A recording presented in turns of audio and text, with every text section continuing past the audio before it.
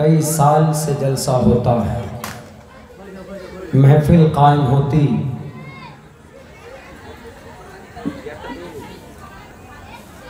یہ بہت بڑی خوش نصیبی کی بات ہے کہ آپ لوگ، آپ کے نوجوان کمیٹی اراکین لوگ محنت اور مشقت کر کر جلسہ کرتے ہیں، یہ بہت بڑی بات ہے۔ ان جلسوں کے ذریعے سے قوم کو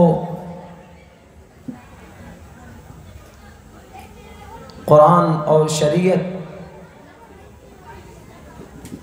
محمد الرسول اللہ صلی اللہ علیہ وسلم کا پیغام پہنچانا بہت آسان ہوتا ہے۔ محمد الرسول اللہ کو اللہ نے جب وحی دی، جب پیغمبر اور رسول بنایا، 40 سال تک کوئی جانتا نہیں تھا۔ محمد الرسول اللہ کی عمر جب 40 سال ہو گئی تو اس سے پہلے تو آپ نبی نہیں تھے، ایک شریف انسان، ایک ایماندار انسان تھے، لیکن 40 سال کے بعد جب محمد الرسول اللہ کو نبوت دی گئی، رسول بنایا گیا، وحی نازل کی گئی، تو آپ علیہ السلام نے اپنے گاؤں والوں کو دعوت کی اور بلایا اور ایک جگہ جمع کیا، اسی طریقے پر جیسے آج آپ سامنے بیٹھے ہیں اور میں کرسی پر بیٹھ کر آپ کو شریعت کی بات بتانے کی کوشش کر رہا، بالکل سیم اسی طریقے پر اللہ کے نبی علیہ السلام نے اپنے گاؤں والوں کو، اپنے خاندان والوں کو جمع کیا،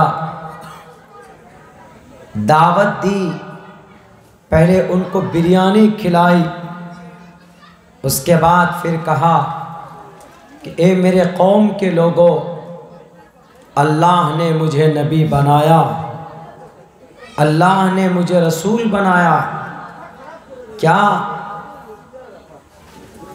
آج سے میری بات مانیں گے؟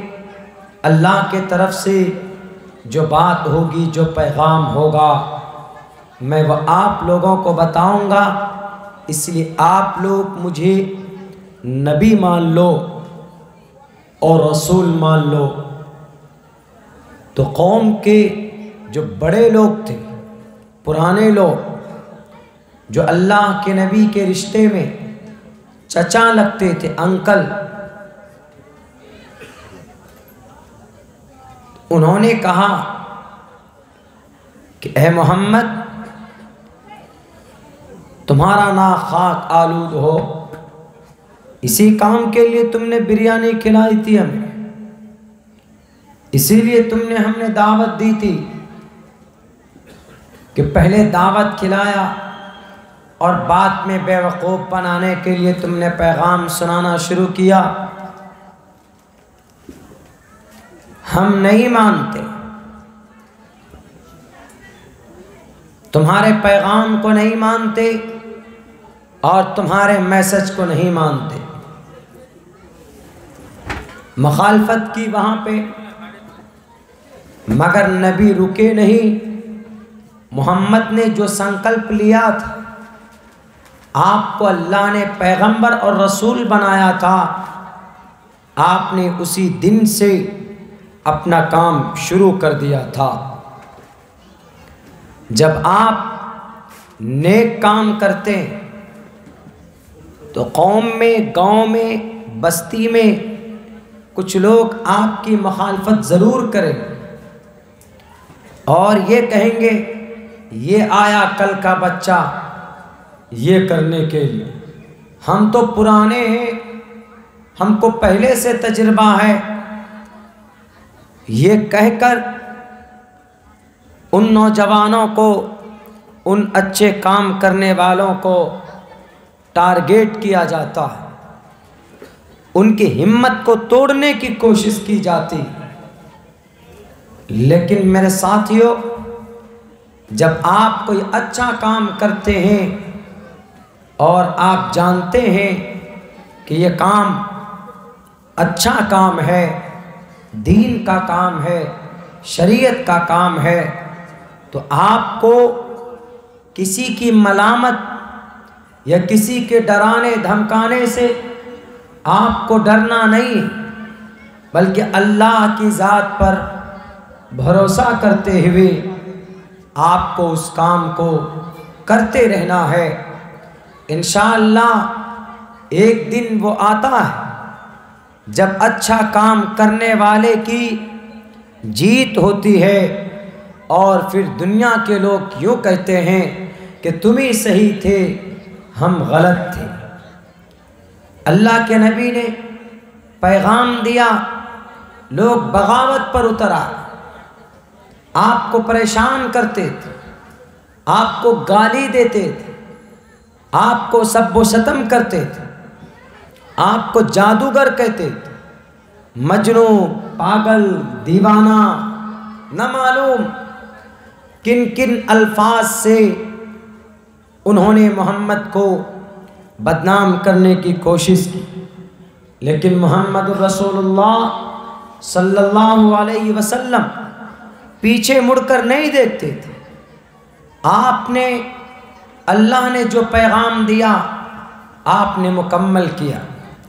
آپ بازاروں میں کھڑے ہو جاتے تھے اور لوگوں سے کہتے تھے کہ اے لوگو، میں اللہ کا رسول، میں اللہ کا پیغمبر ہوں، تم ایک اللہ کو مانو، تم قرآن کو مانو، شریعت کو مانو، پچھلی جو قوم میں برائیاں تھیں اس کو ختم کر دو، اس کو پیچھے مت پڑو۔ تو محمد الرسول اللہ کی بات سنتے تھے، سننے کے بعد تالی بجا کر اور آپ کے منہ پر ہنس کر، آپ کی توہین کر کر لوگ چلے جاتے تھے۔ لیکن ساتھیوں، آپ کو پتہ ہے کہ آپ علیہ السلام نے پیچھے مڑ کر نہیں دیکھا، آپ کام کرتے رہے۔ 13 سال تک آپ نے مکہ میں پیغام دیا لوگوں کو کہ اے لوگوں، میں اللہ کا آخری رسول ہوں، میں اللہ کا آخری پیغمبر ہوں، مجھے مانو، میری اتباع کرو، اللہ کو ایک مانو، قرآن کو اپنا آخری گرنتھ مانو، شریعت کے مطابق زندگی گزارو، کامیاب ہو جاؤ گے۔ لیکن کچھ لوگ تھے جو اللہ کے نبی کی بات سمجھ لیتے تھے، پھر وہ مسلمان بنتے تھے، مگر زیادہ لوگوں کی تعداد مخالفت کی ہوتی تھی، محمد کے پیغام کو ٹھکرا دیتے تھے، لیکن اللہ کے نبی پھر بھی کبیدہ خاطر نہیں ہوئے۔ آپ نے اپنے کام کو، آپ نے اپنے مشن کو جاری رکھا۔ حضرت نوح علیہ السلام نے 950 سال تک اسلام کی تبلیغ کی، انہوں نے اللہ کے پیغام کو لوگوں کے سامنے رکھا۔ اس کے باوجود بھی حضرت نوح کی مخالفت کی گئی، اور بھی صحابہ کرام نے، انبیاء کرام نے کئی سو سال تک اللہ کے پیغام کو لوگوں کے سامنے رکھا، اسی طریقے سے مجمع کے سامنے، لیکن انہوں نے مخالفت کی۔ آج دیکھ لیجئے، اللہ کے نبی نے 13 سال تک دقت اور پریشانی برداشت کی. اگلے 10 سال میں کایا پلٹ گیا. 1,24,000 اسلام کو ماننے والے پیدا ہو گئے، اور وہ ایسے تھے 1,24,000 کہ 1,24 کروڑ پر وہ بھاری تھے، ہر اعتبار سے، دنیاوی اعتبار سے بھی اور دینی اعتبار سے بھی. ڈرتے نہیں تھے کسی سے.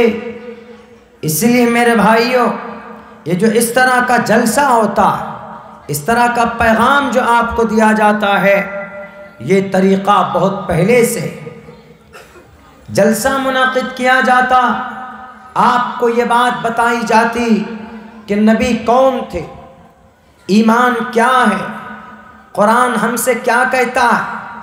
Who is Allah? Who is our creator? Who was made the world? دنیا کس نے بنایا؟ The day of judgment when will come? دنیا میں قیامت کب قائم ہوگی؟ شریعت کا کیا مطلب ہے؟ مسلمان کا کیا مطلب ہے؟ اسلام کا کیا مطلب ہے؟ شریعت کا کیا پیغام ہے؟ یہ ان جلسوں سے بڑی آسانی کے ساتھ آپ تک یہ بات پہنچائی جا سکتی. آپ دیکھ لیجئے، میں یہاں سے 1000 کلومیٹر دور سیمانچل نیپال بارڈر سے آیا. آپ بھی الگ الگ جگہوں سے آ کر یہاں بیٹھے. ہم سے پہلے بھی وقتاں نے آپ کو دین کی بات بتائی، وہ بھی کہیں دور سے آئے، ہم بھی کہیں باہر سے آئے، اور ہم بھی اپنا پیغام آپ کے سامنے رکھیں گے. وہ پیغام جو اسلام کا ہوگا، میرا نہیں ہوگا. زبان میری ہوگی، الفاظ میرے ہوں گے، آواز میری ہوگی، لیکن پیغام اللہ کا ہوگا، فرمان اللہ کا ہوگا، طریقہ محمد کا ہوگا، شریعت اللہ کی ہوگی، اطاعت محمد کی ہوگی، عبادت اللہ کی ہوگی، اور فرما برداری ہم اللہ اور اس کے رسول کی کریں گے. عبداللہ سالم ہوگا، زبان عبداللہ کی ہوگی، طریقہ بیان کرنے کا ان کا اپنا ہوگا، لیکن ٹوٹل چیز شریعت کی ہوگی. عبداللہ اپنی طرف سے کوئی بھی بات آپ کو نہیں کہے گا کہ مسلمانوں تم عبداللہ سالم کی یہ بات اس پر عمل کر لو. ہم یہ کہیں گے کہ قرآن کے فرمان پر عمل کرو، شریعت کے فرمان پر عمل کرو.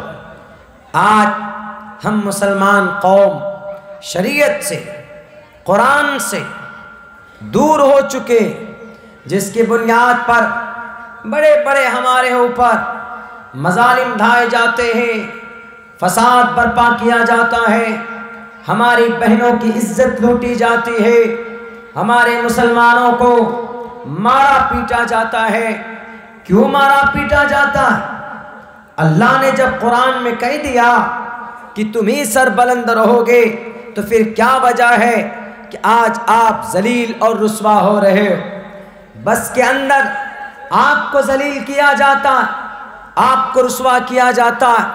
ایک مولانا صاحب تھے، بس میں بیٹھ گئے، جانا تھا ان کو کلکتہ. کنڈکٹر نے ایک پیچھے بیٹھے ہوئے آدمی سے کہا کہ ٹکٹ دو، پیسے دو، ٹکٹ لو.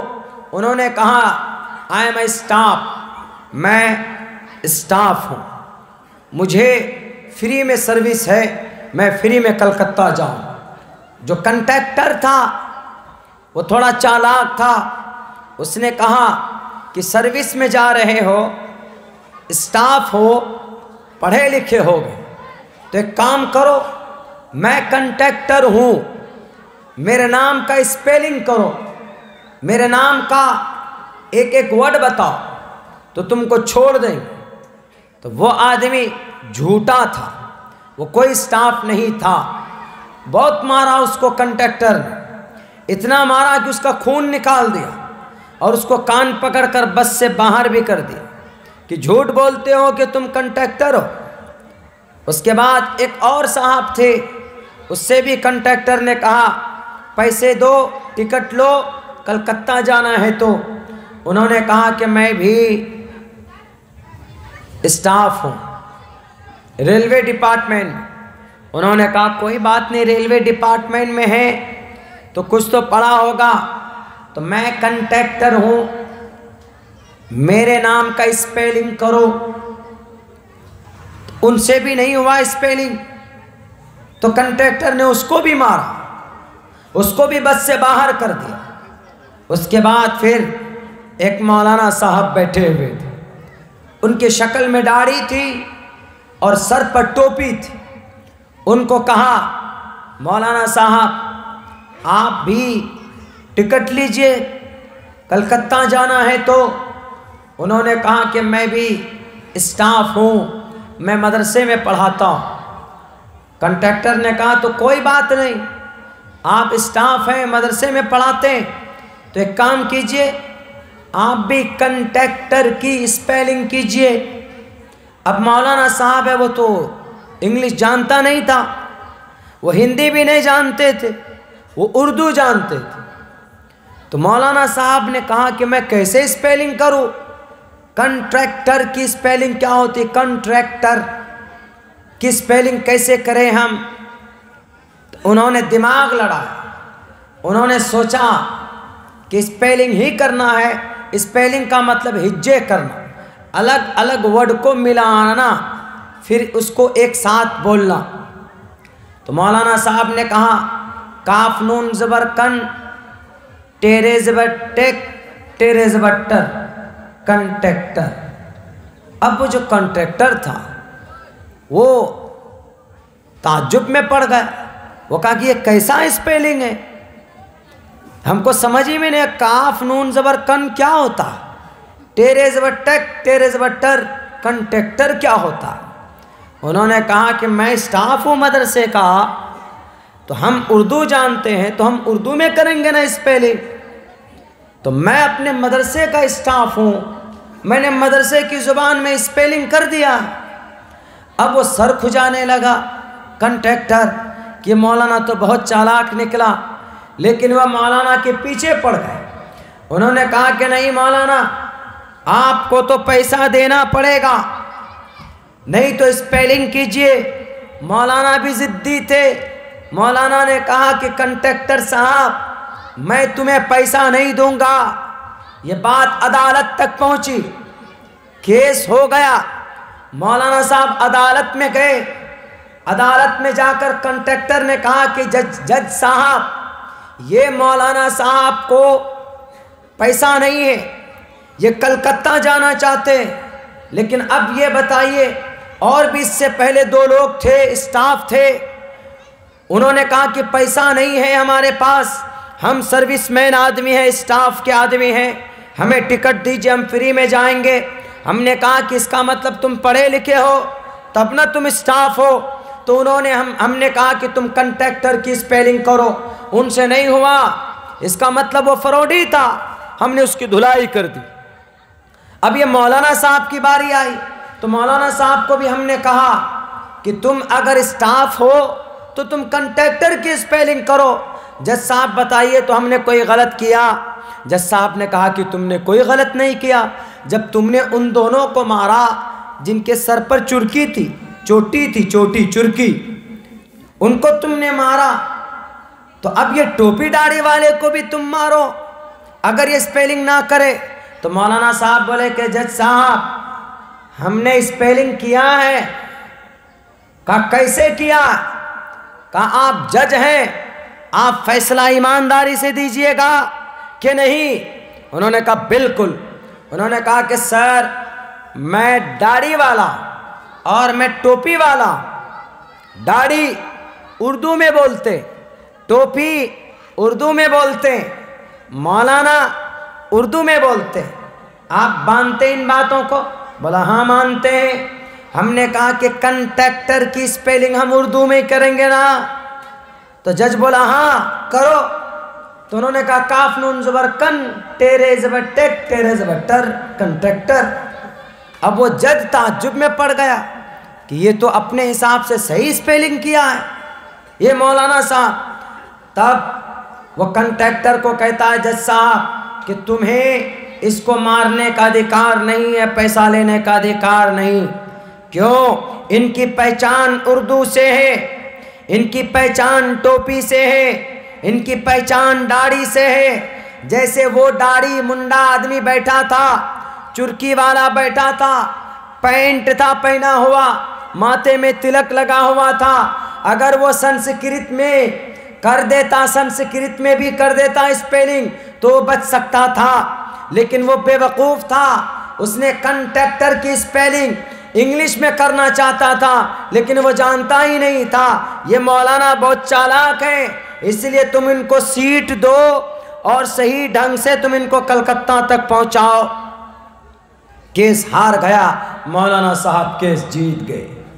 اب بتائیے میرے بھائیوں، یہ تھی طاقت مولانا صاحب کی، لیکن آج تو نہیں۔ آج تو اگر ایک پولیس والا، اگر آج ایک کانسٹیبل آپ کو روک لے تو ہم کانپنے لگ جاتے ہیں، ہم ڈرنے لگ جاتے ہیں۔ آپ کے سینے میں ایمان ہے، آپ کے سینے میں کلمہ ہے، آپ اگر ڈرتے ہیں تو صرف اللہ سے ڈرتے ہیں، ورنہ زمین پر کسی سے ڈرنے کی کوئی ضرورت نہیں ہے آپ کو۔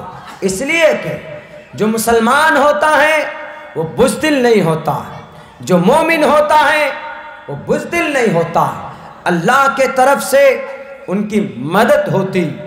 اور آپ کو میں بتاؤں، یہ مدد آپ جب کسی چیز کا ارادہ کرتے ہیں تو یقیناً اللہ تبارک و تعالیٰ کی طرف سے مدد ہوتی ہے۔ میرے بھائیوں، میرے ساتھیوں، ابھی میں 2 دن پہلے کا واقعہ آپ کو بتاؤں۔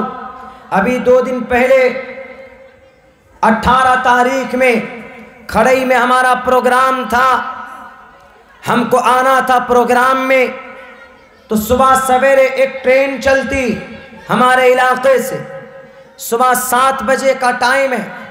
ہم گھر سے نکلے اپنے ڈرائیور کو لے کر کہ چلو بھائی ہمیں وہاں کلکتہ ہاوڑہ کا ٹرین پکڑنا ہے۔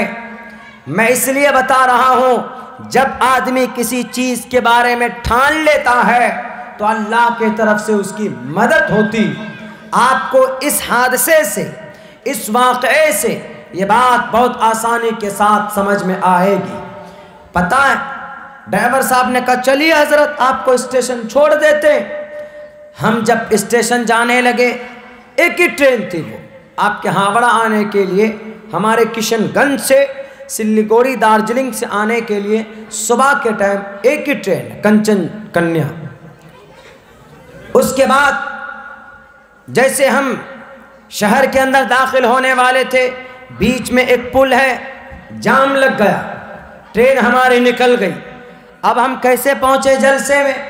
جلسے میں ہم نے زبان دی ہوئی کہ ہم آپ کے جلسے میں آئیں گے۔ لوگوں کے اندر جیسے آپ لوگوں نے یہ پچھلے سال کا جلسہ، یہ پچھلے سال کا جلسہ اس سال ہو رہا، قضا اور کفارہ دونوں ہو رہا۔ بھائیوں، جب وعدہ کیا ہمیں آپ کے جلسے میں آنا، اگر میں آپ کے جلسے میں آج نہیں آتا تو میں بھی بدنام ہوتا اور آپ بھی لوگوں کے سامنے میں شرمندہ ہوتے۔ تو زبان، وعدہ، یہ اسلام کا ایک حصہ ہے۔ دھوکہ نہیں ہونا چاہیے، بے ایمانی نہیں ہونی چاہیے، یہ اسلام کی ایک پہچان اور ایک شناخت ہے۔ تو انہوں نے کہا، ڈرائیور نے ہم سے کہا کہ مولانا اب کیسے ہوگا، ٹرین تو آپ کی نکل گئی۔ ہم نے کہا کہ کسی بھی قیمت میں ہم کو مدنا پور پہنچنا ہے، ہم کو بنگال پہنچنا، جلسے میں ہم کو شرکت کرنی۔ 650 کلومیٹر کی جرنی تھی، 8 بج چکے تھے۔ انہوں نے کہا کہ میں تو نہیں جا پاؤں گا، I am not able to drive the car for today because it's a very long journey. یہ بہت لمبا سفر ہے، how can I drive the car؟ ہم کیسے اس لمبے سفر میں کار کو ڈرائیو کر کے لے کر جا سکتے؟ ہم نے کہا ہمت رکھو، ہمت، اگر ساتھ دیتے ہو تو ہم دونوں مل کر جا سکتے۔ انہوں نے کہا کہ مولانا I am not able، ہم نہیں جا سکتے۔ ہم نے کہا کہ وہاں لوگوں کی امید ہم سے جڑی ہوئی، وہاں لوگ انتظار کر رہے ہیں. میرا جانا ہر حال میں ضروری ہے, مجھے جانا پڑے گا. میرے بھائیوں, میرے ساتھیوں, اللہ کی طرف سے مدد کیسے ہوتی؟ انہوں نے کہا کہ میں نہیں جاؤں گا. میں نے کہا جاؤ تم گھر. میں کشن گنج سے 615 کلومیٹر کی دوری, نیویگیشن جب آن کیا ہم نے تو نیویگیشن میں 14 گھنٹے کی جرنی دکھا رہا تھا. 14 گھنٹہ مستقل جرنی دکھا رہا تھا. ہم نے اللہ کا نام لے کر, آیت الکرسی پڑھ کر اور سفر کی دعا پڑھ کر, سبحان الذی سخر لنا ھذا وما كنا له مقرنین وانا الی ربنا لمنقلبون, آیت الکرسی پڑھ کر اور اللہ کا نام لے کر ہم اسٹیئرنگ پر بیٹھے. ڈرائیور نہیں تھا ہمارے ساتھ, ہم اسٹیئرنگ پر بیٹھے اور سیٹ بیلٹ ہم نے لگایا. اس کے بعد ہم نے چلنا شروع کیا. چلتے چلتے چلتے کہیں پر کوئی روک نہیں, کہیں پر کوئی سٹاپیج نہیں. میں 3:30 4 بجے کے قریب 8:23 پر ہم نے سفر شروع کیا اور 4:30 بجے ہم بردوان پہنچتے. وہاں پر ایک ہوٹل میں رک کر نماز پڑھتے ہیں, مسلم ہوٹل ہے. مسجد نظر آئی, کھانا کھایا. وہاں سے اور یہاں تک پہنچنے کے لیے جام کا راستہ ہوتے ہواتے ہم کو 5 ساڑھے 5 گھنٹے کا راستہ دکھا رہا تھا. میرے بھائیوں, میں وہاں رکا. اس کے بعد پھر میں چلا ہوں تو میں کھڑائی جس وقت میں پہنچا ہوں, میں اس وقت اور ٹائم 1:03 یا 4 ہو رہا تھا رات کو. یعنی مستقل تقریباً 14 ساڑھے 14 15 گھنٹے کا سفر کر کے تیمتانی کے قریب میرے دوست ہیں. میں نے ان کو کہا کہ میرا دماغ اور میرا پورا باڈی اپنی جگہ پر نہیں ہے, لیکن کون گاڑی چلا رہا ہے؟ میں اسٹیئرنگ پر بیٹھا ہوں. میں یہ اندازہ آپ کو نہیں بتا سکتا. جب میں پیٹرول لینے کے لیے اترا تو مجھے ایسا لگ رہا تھا کہ میں گر جاؤں گا, لیکن پیٹرول ڈال کر پھر میں اسٹیئرنگ پر بیٹھتا ہوں ڈیبرا کے قریب. اس کے بعد پھر میں نے گاڑی بھگائی وہاں سے. میرے بھائیوں, میں نے اپنی نظروں کے سامنے اللہ کی رحمت اور نصرت دیکھی. میں گاڑی سے باہر ہوتا ہوں تو مجھے چکر آ رہا تھا, لیکن جیسے ہی میں گاڑی کے اندر بیٹھا اسٹیئرنگ پر تو مجھے ایسا لگتا تھا کہ میں تر و تازہ ہوں.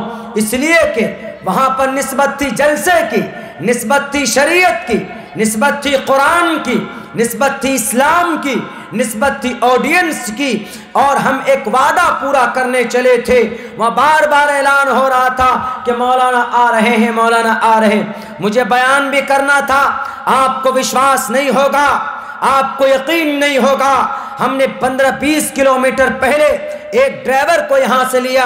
تب ہم نے کہا کہ آپ گاڑی چلائیے تاکہ میں 15-20 منٹ گاڑی پر بیٹھ کر آرام کر لوں, تو چونکہ مجھے جا کر اسپیچ دینا.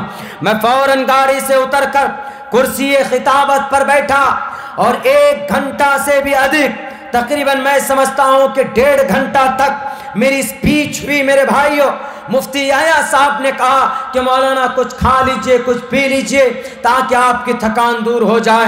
میں نے کہا کہ مولانا میں پہلے تقریر کروں گا, تب بعد میں کھانا کھاؤں گا. 15 گھنٹے کا سفر, ڈرائیو دا کار, اس کے بعد پھر 1.5 گھنٹے کی تقریر, اس کے بعد تب جا کر میں نے کھانا کھایا. آپ کیا سمجھتے ہیں یہ اللہ کی طرف سے مدد نہیں تو اور کیا ہے؟ جب آدمی سوچ لے, جب آدمی ٹھان لے تو کسی باطل کے سامنے بھی کھڑا ہو کر دندنا سکتا ہے, جواب دے سکتا ہے, مقابلہ کر سکتا ہے. یہ اس قوم کی پہچان ہے. صحابہ کرام بھی کبھی کفار کے سامنے کھڑے ہو جاتے تھے. بھوکے ہیں, پیٹ میں کھانا نہیں ہے, ہاتھ میں تلوار ہے, مقابلہ کرتے ہیں. آپ کو یاد ہوگا جنگ خندق کے موقع پر 30 فیٹ کا ایک خندق کھودا گیا. 22 فیٹ اس میں گہرائی تھی. ایک کافر گھوڑے میں ایڑ لگاتا ہے اور مسلمانوں کے خیمے میں جا کر پہنچ جاتا. اللہ کے نبی علیہ السلام نے دیکھا کہ کون بہت بڑا بہادر آ گیا لڑنے کے لیے, تو اس کافر نے کہا کہ کون اپنے بچے کو یتیم کرنا چاہتا, کون اپنے ماں کو, کون اپنی بیوی کو بیوہ بنانا چاہتا. आओ मुकाबले के लिए। मेरे भाइयों, मेरे साथियों, ये हिम्मत और ताकत होनी चाहिए हमारे नौजवानों में, हमारे मुसलमानों में। बुज़दिल नहीं बनना चाहिए। आज भले ही बातिल ताकत कुर्सी पर बैठे, मिनिस्ट्री उनके पास है, पावर उनके पास है, उनसे डरना नहीं है। हमें डरना है तो सिर्फ अल्लाह से डरना है। आप अल्लाह से डरो, मैदान में निकल जाओ, कोई माए कलाल आपको छूने नहीं सकता। मेरे भाइयों, मेरे साथियों, उसके बाद उस काफिर ने कहा, ऐ मोहम्मद, है तुम में कोई मुजाहिद, जरा पानी दीजिए, है तुम में कोई मुजाहिद जो मुझसे मुकाबला करे? तो हजरत अली फौरन खड़े होते हैं। हजरत अली ने कहा, ए अल्लाह के नबी, हम इनका मुकाबला करेंगे। अल्लाह के नबी ने कहा कि अली नहीं, सामने में बड़ा ताकतवर बहादुर, ये तुमको ज़ेर कर देगा। हजरत अली की ओनली उम्र, उनकी उम्र 22 साल थी। नौजवानों, आज आपकी 22 साल की उम्र फेसबुक में गुजर जाती है। आपकी 22 साल की उम्र फ्री फायरिंग में गुजर जाती है। आप मोबाइल में घुसकर गेम में अपनी जवानी तबाह कर लेते हो। आप बताओ कि मोहम्मद रसूलुल्लाह के ज़माने में हज़रत अली की उम्र कितनी थी? सिर्फ 22 साल की उम्र थी। हज़रत अली, अल्लाह के नबी ने कहा, है कोई मर्द मुजाहिद जो इनका मुकाबला कर सके?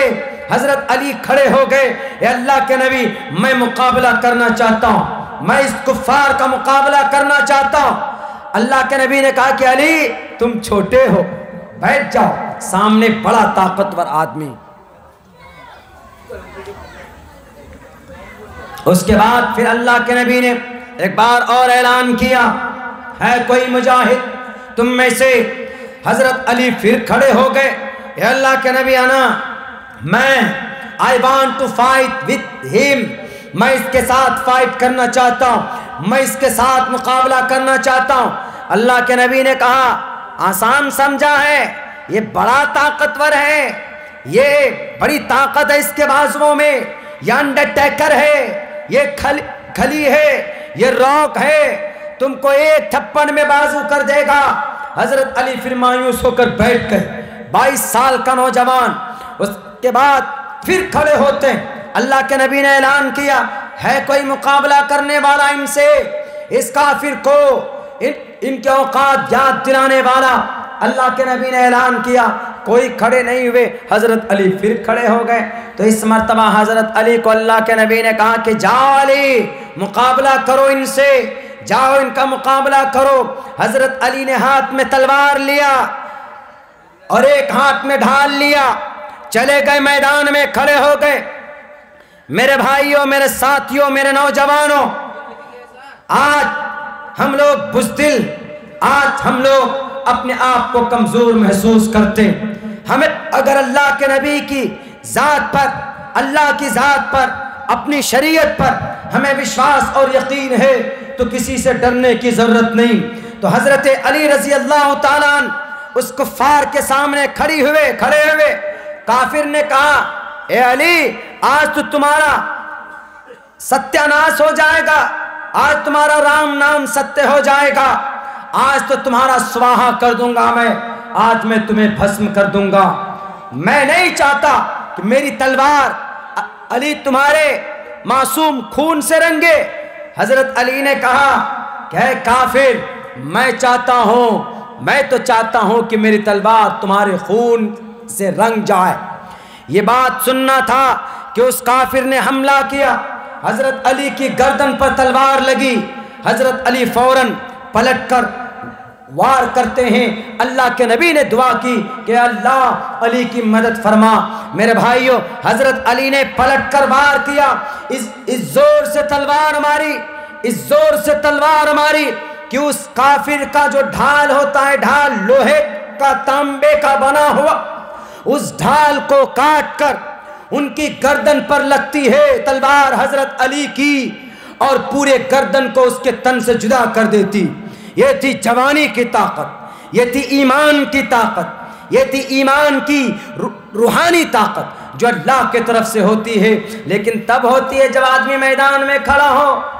آج تو ہم لوگ میدان میں کھڑے نہیں، آج یا تو ہم لوگ ڈرتے ہیں یا تو ہم لوگ شریعت سے دور ہو چکے، یا تو ہم لوگوں کو اپنے قرآن سے محبت نہیں، اپنے اللہ سے محبت نہیں، اپنی شریعت سے محبت نہیں۔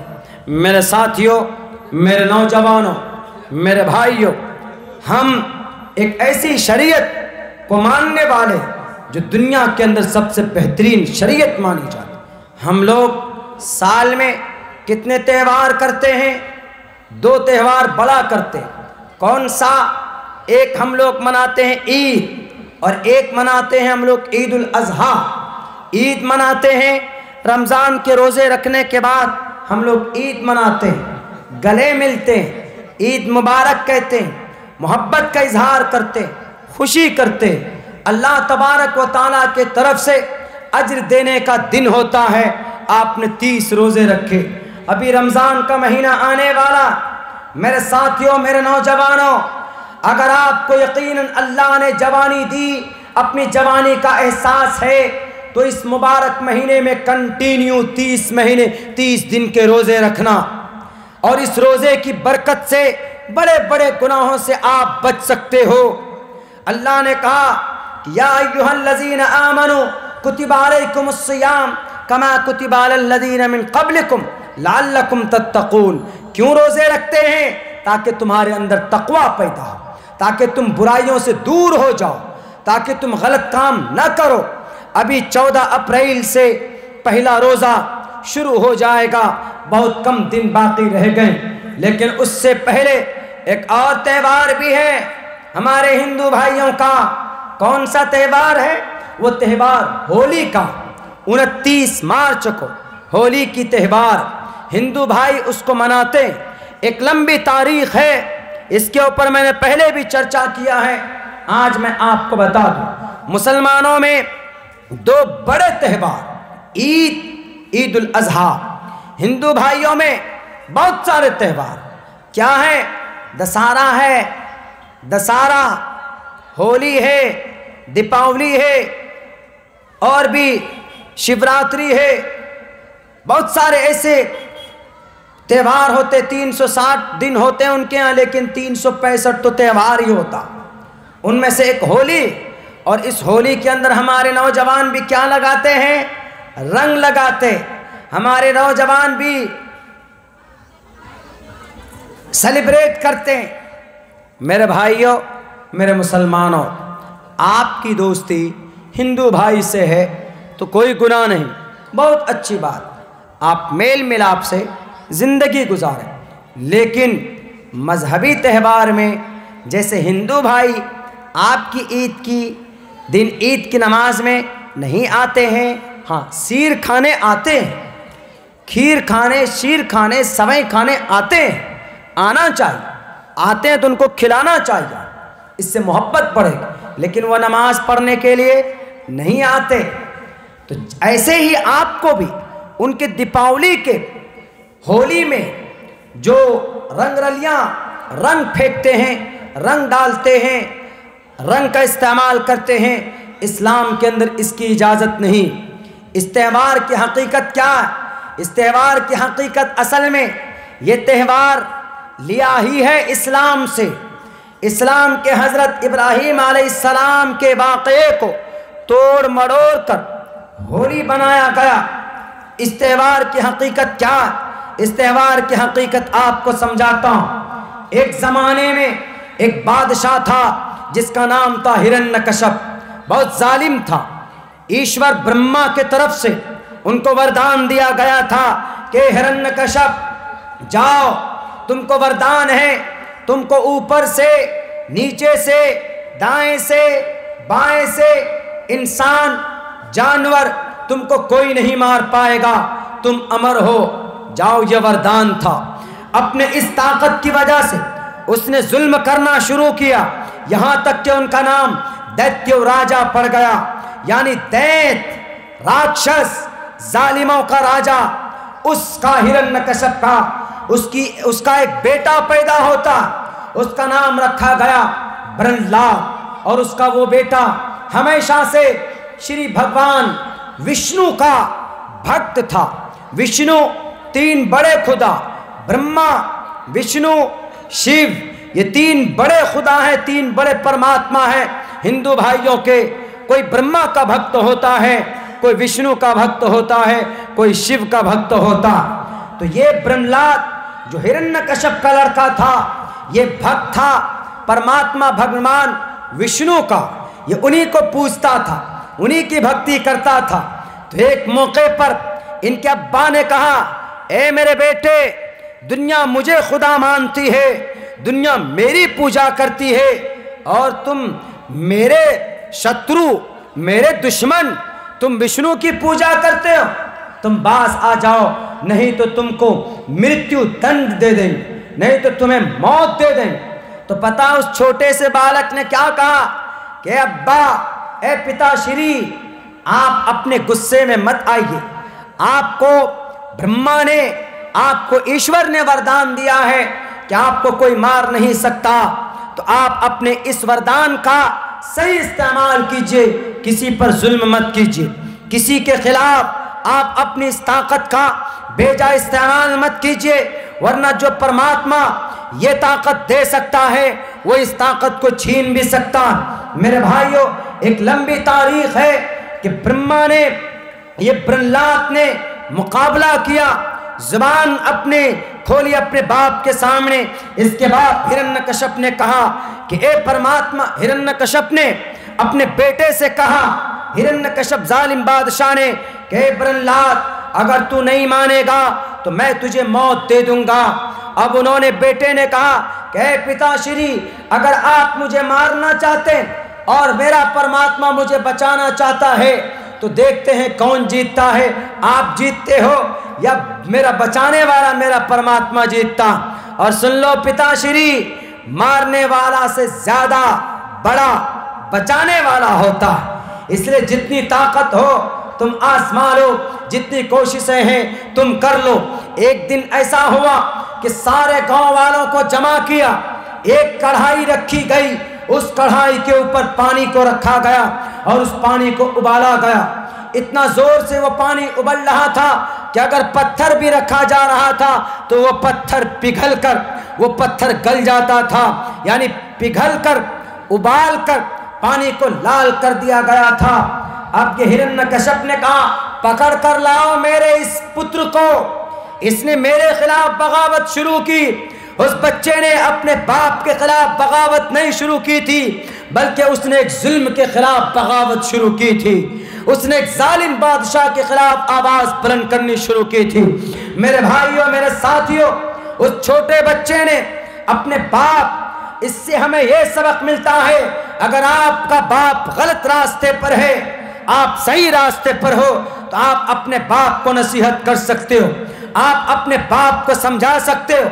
अगर आपका बाप आपको मजबूर करे किसी गलत काम को करने पर, तो आप दो टोक लफ्जों में उनको जवाब दे सकते हो, आप उनकी बात ना मानो, आप ऐसा डिसीजन ले सकते हो। इससे यह पता चलता है। तब प्रहलाद ने कहा कि ठीक है पिताश्री, अगर आप मुझे आग में डालना चाहते हैं, अगर आप मुझे पानी में डालना चाहते हैं तो मैं तैयार हूं, चलिए आप मुझे पानी में डालकर मुझे मार दीजिए, मैं आपकी तरफ से जो सजा तजवीज़ की गई है हम एक्सेप्ट करने के लिए तैयार। मेरे मुसलमान भाइयों, पता क्या होता है, जो दिल से अपने ईश्वर की भक्ति करता, जो ईश्वर मतलब अल्लाह की इबादत करता, जो दिल से अल्लाह की इबादत करता, जो दिल से मोहम्मद रसूलुल्लाह से मोहब्बत करता, कभी भी अल्लाह उसको जलील नहीं होने देते, कभी भी अल्लाह तबारक व तआला उसको कहीं पर रुस्वा नहीं होने देते। प्रहलाद ने कहा, प्रहलाद को जब लाया जा रहा था पकड़कर उस कढ़ाई में डालने के लिए, तो उसकी जुबान पर एक मंत्र था, एक श्लोक था, उसका नाम था ओम हरि ओम बोल, ओम हरि ओम बोल, यही बोलता था, ओम हरि ओम, ओम हरि ओम, ऐसे हाथ जोड़कर अपने ईश्वर की प्रार्थना करता था, ओम हरि ओम हमारी हिफाजत फरमा।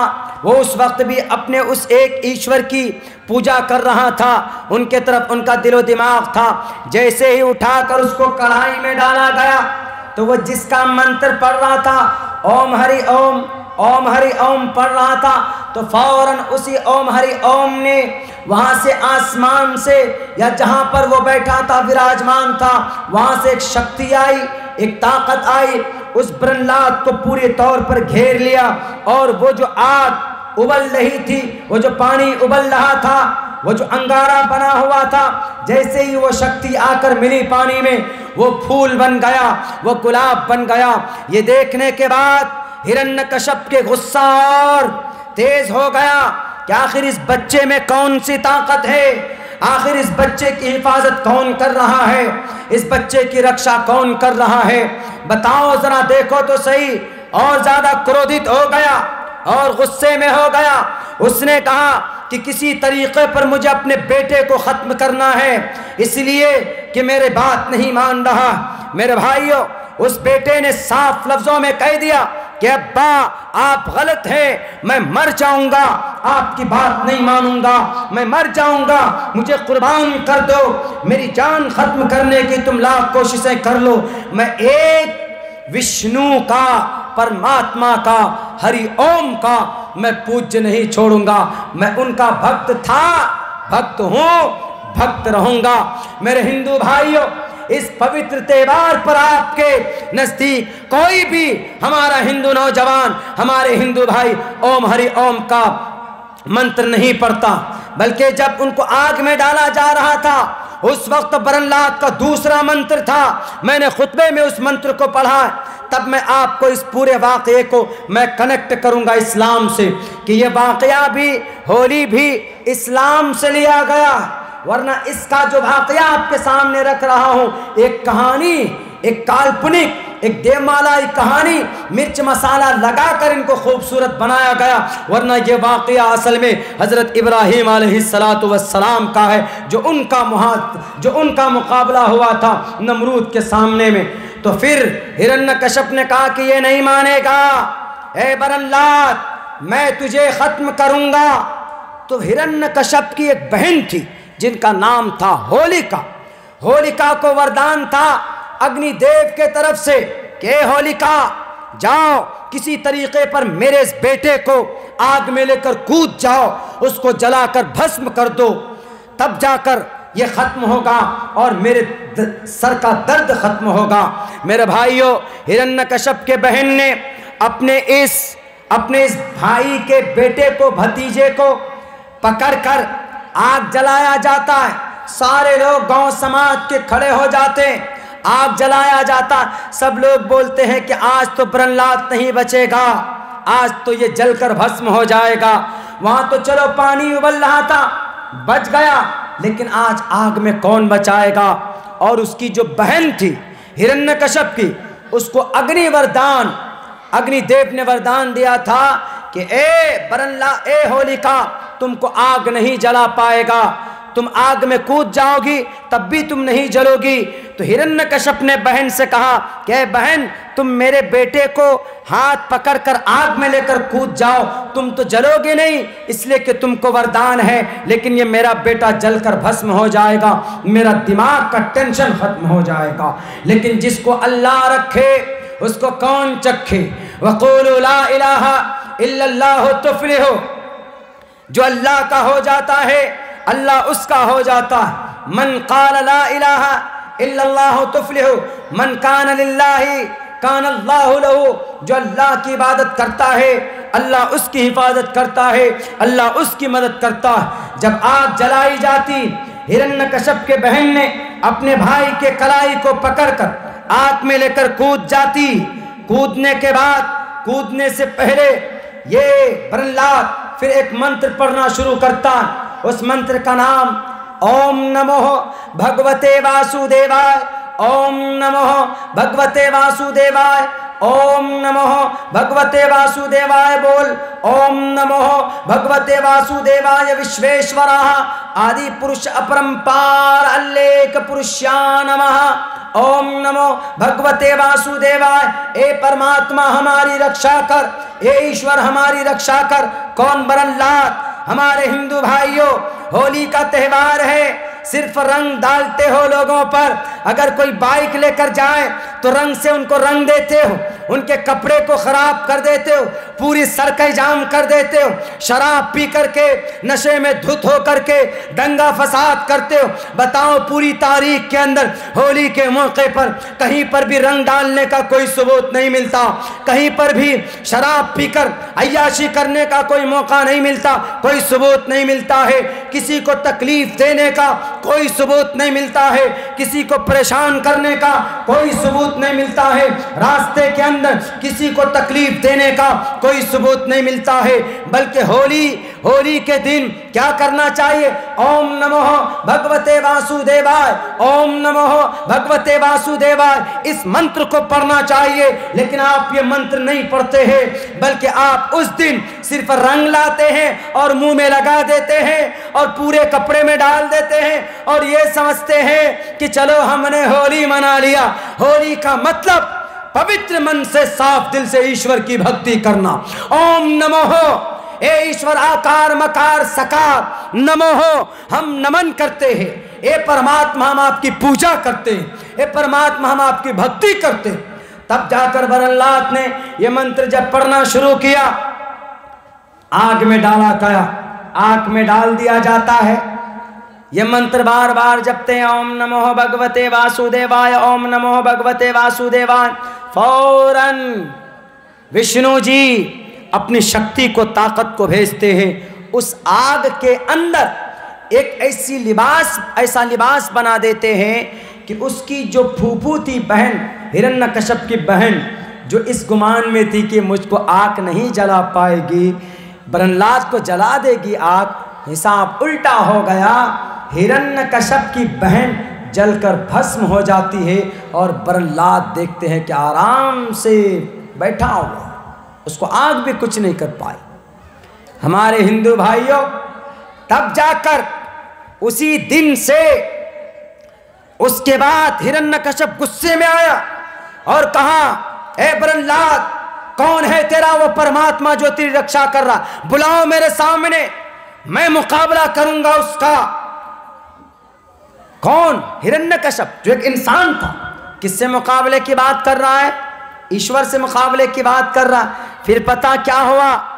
فوراً اس بچے نے گنگان کرنا شروع کیا. برہنلاد نے اپنے وشنو کا نام لینا شروع کیا کہ آج ہماری مان سمان رکھ لے میرے پرماتما, آئیے میری عزت کو رکھ لیجئے. تو فوراً وشنو جی آتے ہیں. ان کا سر ہوتا ہے شیر کا اور ان کا آدھا پیر ہوتا ہے, آدھا پیٹ ہوتا ہے ان کا دوسرے جانور کا, اور کمر سے نیچے ہوتا ہے ان کا انسان کا. تو یہ کس کو؟ ہرنیاکشپ کو وردان تھا کہ تم کو نہ تو انسان مار سکتا ہے, نہ تو جانور مار سکتا ہے, نہ تو آسمان کے طرف سے, نہ تو زمین کے طرف سے, نہ دائیں سے نہ بائیں سے.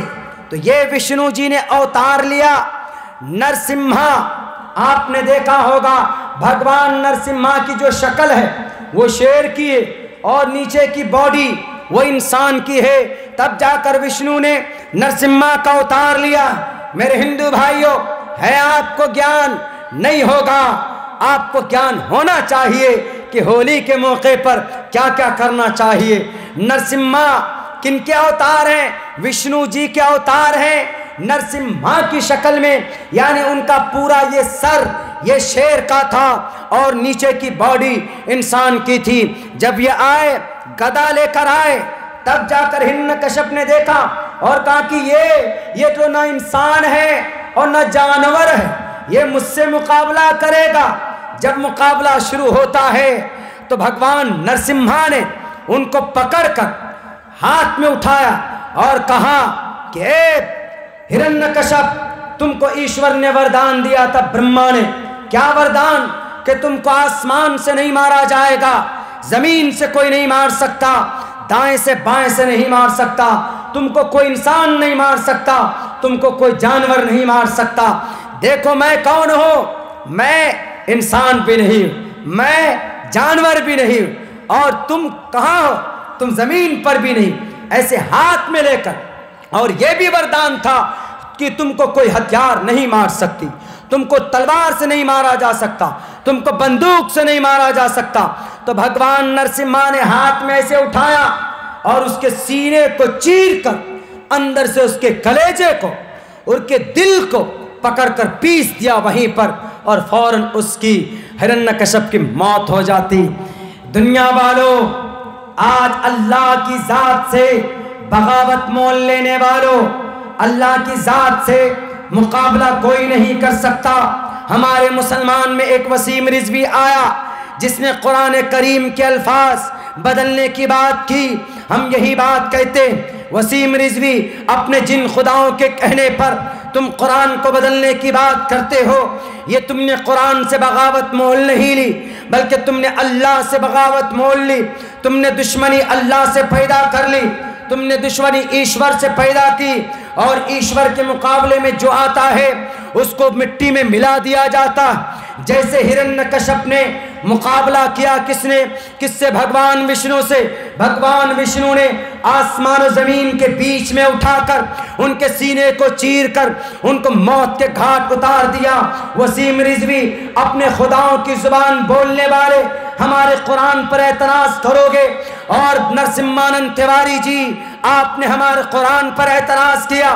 ہم آپ سے نویدن کرتے ہیں کہ ہمارے قرآن پر اعتراض مت کرو۔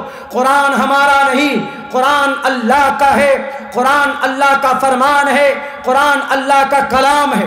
اگر آپ نے قرآن پر اعتراض کیا تو گویا کہ آپ نے اللہ پر اعتراض کیا، اور جو اللہ پر اعتراض کرے اس کی خیریت نہیں ہو سکتی، وہ کبھی بچ نہیں سکتا۔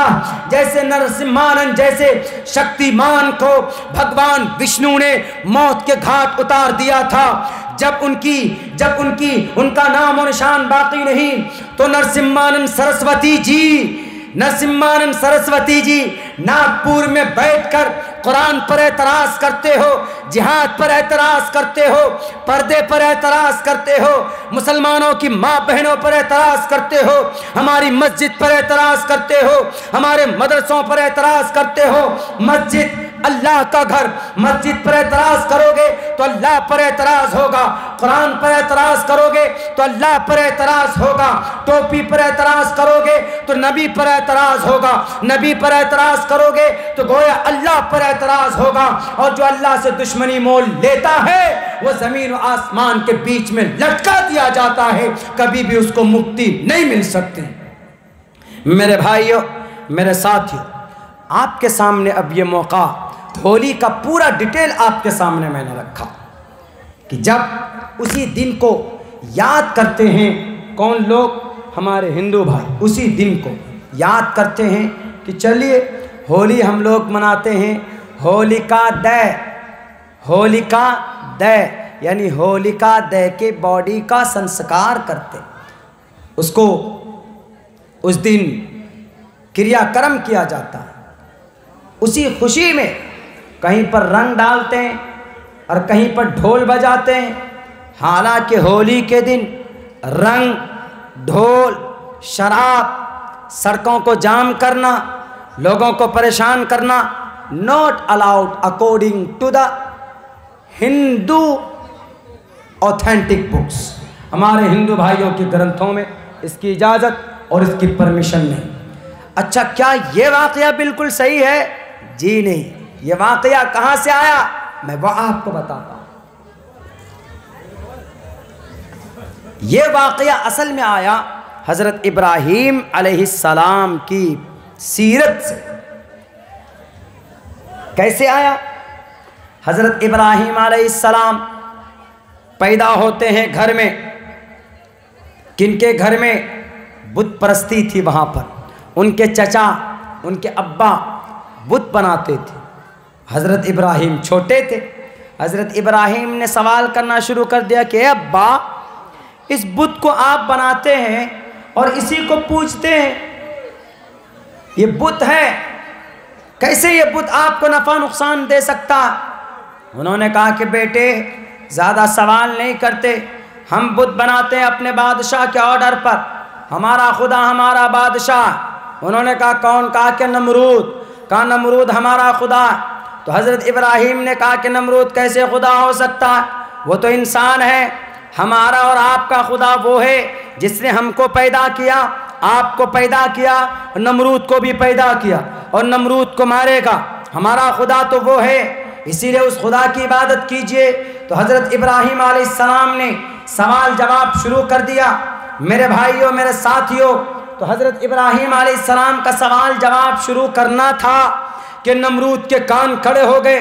نمرود نے کہا کہ اس بچے کو بلا کر لاؤ اور پکڑ کر لاؤ، اور بار بار کہا کہ اے ابراہیم تم اناپ شناپ سوال کیوں کرتے ہو؟ جیسے برنلاد سے کہا جا رہا تھا کہ تم ایشور کی بھکتی کی بات کیوں کرتے ہو، ایسی حضرت ابراہیم علیہ السلام کو ٹارچر کیا جانے لگا کہ اے ابراہیم تم اللہ کی بات کیوں کرتے ہو؟ کیا طاقت ہے تمہارے اللہ میں؟ حضرت ابراہیم نے کہا کہ میرا اللہ وہ ہے جو موت دیتا ہے، زندگی دیتا ہے۔ تو نمرود نے کہا کہ کون سی بڑی بات ہے، ہم بھی لے آتے ہیں۔ ایک غلام کو لایا، اس کو مار دیا، ایک غلام کو چھوڑ دیا۔ کہا دیکھو میں نے ایک کو مار دیا، ایک کو چھوڑ دیا، ایک کو موت دے دی، ایک کو جلا دیا۔ بات سمجھ میں نہیں آئی اس کی۔ تو حضرت ابراہیم علیہ السلام نے کہا یہ سمجھے گا نہیں۔ تو حضرت ابراہیم نے ایک سوال کیا، کہا کہ ارے پاگل نمرود، میرا اللہ وہ ہے جو سورج کو پورب سے طلوع کرتا، مغرب میں ڈبوتا۔ اگر تم اللہ ہو تو تم سورج کو مغرب سے اٹھاؤ اور جدھر سے نکلتا ادھر ڈباؤ۔ دیکھتے ہیں فَبُهِتَ الَّذِي كَفَرَ، نمرود کے پسینے چھوٹ گئے۔ نمرود ایسا کر سکتا تھا کیا؟ وہ تو اللہ تو تھا نہیں، وہ تو انسان تھا، طاقتور تھا، پیسہ تھا اس کے پاس، دولت تھی۔ تو اس کے بعد کھلی بغاوت شروع کر دی حضرت ابراہیم۔ جیسے آج میں بولتا ہوں تو RSS والوں کو مرچی لگتی، میں بولتا ہوں بجرنگ دل کے لوگوں کو مرچی لگتی، میں بولتا ہوں تو پارٹیوں کو مرچی لگتی، کمیونل پارٹی کو، فرقہ پرست پارٹیوں کو مرچی لگ جاتی کہ مولانا عبداللہ کیوں بولتے، مولانا عبداللہ تاریخ کیوں بولتے، مولانا عبداللہ وید کیوں پڑھتے، مولانا عبداللہ قرآن پڑھ کر کیوں سناتے، مولانا عبداللہ 26 آیتوں پر اعتراض ہوا، پورا قرآن پڑھ کر کیوں سنایا، مولانا عبداللہ صاحب کیوں بولیں گے، مسلمانوں کو کیوں بتائیں گے مدرسہ بند ہوتا ہے؟ تو مولانا عبداللہ کہتا ہے کہ اے لوگوں آ جاؤ، آرٹیکل اور بھارت کا سمویدھان لے کر تمہارے مدرسے نہیں بند ہوتے۔ جیسے آج لوگوں کو برا لگ رہا ہے، عبداللہ سالم نظروں میں چوبتا ہے، ہمارے علماء نظروں میں چوبتے ہیں، ہمارے امام صاحب نظروں میں چوبتے ہیں کہ نہیں جناب یہ لوگوں کے سامنے میں یہ ہمارے علماء کرام لوگوں کو بتا رہے ہیں، سمجھا رہے ہیں۔ میرے بھائیوں، میرے ساتھیوں، ہم نے سنکلپ لیا ہے چاہے جس طاقت کو جو کرنا ہو کر لے، ہمیں بدنام کرنے کی جتنی کوشش کرنا ہو کر لے۔ ہم ایک مسلمان ہیں، ہم ایک عالم دین ہے، ہم حافظ قرآن ہیں، ہمارے سینے میں قرآن ہے، ہمارے سینے میں حدیث ہے، ہمارے سینے میں محمد رسول اللہ کی محبت ہے، ہمارے سینے میں عظمت صحابہ ہے، ہمارے سینے میں اکابرین اولیاء کی درد ہے، اہمیت ہے، عزت ہے، سمان ہے، پیران پیر ہے، خواجہ غریب نواز ہے، عبد القادر جیلانی ہے، اور جنید بغدادی ہے، معین الدین چشتی ہے، ہمارے سامنے شیخ زکریا ہے، ہمارے سامنے قاسم نانوتوی ہے۔ سارے علماء کی اہمیت ہمارے دل و دماغ کے اندر ہے۔ ہم یہ بات لوگوں کو سمجھائیں گے، ہم تمہارے ڈرنے سے نہیں ڈریں گے۔ بنگال میں آ کر ڈگڈگی بجاتے ہو بجا لو، ہم لوگوں کو بتاتے رہیں گے کہ بنگال کے لوگوں حق کا ساتھ دینا، ظالموں کا ساتھ مت دینا، فرقہ پرست طاقتوں کا ساتھ مت دینا، عقل مندی کا ثبوت پیش کرنا۔ اگر ظالم طاقت آپ کے بنگال کی گدی پر بیٹھ گیا تو آپ کی ٹوپی اتار کر پھینک دیں گے، آپ کی داڑھیوں کو اتار کر پھینک دیں گے، آپ کی مسجدوں میں تالے ڈلوا دیں گے، جیسا کہ مدھیہ پردیش میں ہمارے مسجد کے مینارے توڑے گئے، جیسا کہ ہماری مسجدیں شہید کی گئی، کوئی پوچھنے والا نہیں ہوا۔ اگر آپ نے بنگال میں غلطی کی، اگر آپ نے بنگال میں عقل مندی کا ثبوت نہیں پیش کیا، میں کسی کا نام نہیں لوں گا، یہ فیصلہ آپ کو کرنا ہوگا۔ پیسوں سے اپنے ایمان کو مت بیچنا۔ اگر آپ کے گھر میں 5 ووٹر ہیں تو آپ کو جو اچھا لگے آپ اس کو ووٹ کیجئے گا۔ پیسے لے کر اپنے ایمان کو نہیں بیچیے گا، پیسے لے کر اپنی ضمیر کا سودا نہیں کیجئے گا، ورنہ بہت سے لوگ ہیں اس دنیا میں جو پیسے لے کر اپنی ضمیر کو بیچ دیتے ہیں، جیسا کہ وسیم رضوی نے پیسے لے کر قرآن پر اعتراض کیا۔ وسیم رضوی کے مسلمان نہیں بلکہ وہ بے ایمان ہے، ایمان فروش ہے، جس نے قرآن پر اعتراض کیا۔ پیسے لے کر اپنے ایمان کو بیچنے کی کوشش مت کرنا۔ ایمان بڑی قیمتی دولت ہے، اللہ کے خزانے میں ایمان سے بڑی کوئی دولت نہیں ہے۔ اسی لیے آپ کے نظروں میں جو بہتر ہو، جو بہتر قیادت کرتا، جو بہتر لیڈر ہو سکتا، جو آپ کی رہنمائی کر سکتا، جو کامنل نہ ہو، جو سماج کو سب کو ایک نظروں سے دیکھتا۔ اللہ نے تمام انسان کو ایک ماں باپ کے کوکھ سے پیدا کیا۔ صحیح سے ایک وردیک ایوا ایک ایوا نسمیو وکشویڑیا شدرو برمنتامتی برمن چیتی شدرتام سیک ایواتر پتی پر جانام قدم پنرجاتی کرتا پر بھیدا۔ سب کے ماں باپ جب ایک ہے، آدم اور حوا کے کوکھ سے پیدا ہوئے۔ ہندو کہاں سے پیدا ہوا؟ آدم کے ذریعے اماں حوا کے کوکھ سے۔ مسلمان کہاں سے پیدا ہوئے؟ اماں حوا کے کوکھ سے پیدا ہوئے۔ پھر کون ہے یہ لوگ جو اس دیش کے ہندو مسلمانوں کو بانٹتا؟ پھر کون ہے یہ وہ لوگ جو اس دیش کے اندر کرسچن جین بودھ کو بانٹتا کہ تم ہندو ہو، تم مسلمان ہو؟ آج تمہارا دھرم خطرے میں، آج ہمارا دھرم خطرے، کسی کا کوئی دھرم خطرے میں نہیں ہے۔ اگر کوئی چیز خطرے میں ہے تو ان راجنیتاؤں کی کرسی خطرے میں ہے۔ اسی لیے میرے بھائیوں، میرے ساتھیوں، بہت کریٹیکل سچویشن ہے آپ کے بہار کے اندر۔ شریعت کا ایک فیصلہ بتا رہا ہوں آپ لوگوں کو، شریعت کا۔ شرعی اعتبار سے، مسئلے کے اعتبار سے ہم لوگ جو ووٹ ڈالتے ہیں نا، ووٹ، شریعت کی نظر میں اس کا کیا مقام، مسئلے کے اعتبار سے مسئلہ کیا کہتا ہے؟ چونکہ ہم اسلام کو مانتے ہیں، شریعت کو مانتے ہیں، اور شریعت اور اسلام ہر جگہ پر ہماری رہنمائی کرتا، ہر جگہ پر۔ ایسا نہیں کہ صرف نماز میں، زکوٰۃ میں، روزے میں، حج میں، نہیں، ہر جگہ پر۔ ہم کہیں پر بھی جائیں، کہیں پر بھی رہیں، آپ 24 گھنٹے میں جو بھی حالات آپ کے سامنے آئے، ہر حالات میں قرآن اور شریعت آپ کی رہنمائی کرتا ہے، ہر جگہ پر۔ کوئی مائے کا لال نہیں کہہ سکتا کہ یہ معاملہ سامنے آیا ہے، قرآن میں اب آرڈر نہیں ہے، طریقہ نہیں ہے، اپائے نہیں ہے، کیا کریں؟ نہیں، کوئی معاملہ، چاہے وہ کرونا کا معاملہ ہو، کرونا آ جائے تو کیسے بچیں؟ ہم نے پہلے بھی بتایا تھا، آج بھی بتاتا ہوں، کرونا کا علاج اللہ نے قرآن میں بیان کیا۔ کرونا کا علاج، کرونا سے بچنے کا کون سا طریقہ؟ 2 ہی 3 طریقہ ہے نا۔ کرونا سے بچنا ہو تو سب سے پہلے کیا کیجئے؟ ہاتھ دھوئیے اپنا ہاتھ، اور ہاتھ دھونے کے بارے میں 1450 سال پہلے ہمارے نبی بتا کے گئے کہ نہیں گئے؟ یہ تو آپ آج آئے ہیں کہ ہاتھ دھو، wash your hands, wearing the mask, social distancing, 2 گز دوری، ماسک ہے ضروری۔ آج بول رہے ہیں ہاتھ دھو، آج بول رہے تم تو، ہمارے نبی تو 1500 سال پہلے بتا کر کے گئے کہ اے لوگو ہاتھ دھو، کھانا کھاتے ہو تو ہاتھ دھو، استنجا صبح اٹھتے ہو تو ہاتھ دھو، سونے جاتے ہو تو وضو کرو، نماز پڑھنے کے لیے جاتے ہو تو وضو کرو، وضو میں ہاتھ دھو 2 مرتبہ گھٹوں تک 3 دفعہ۔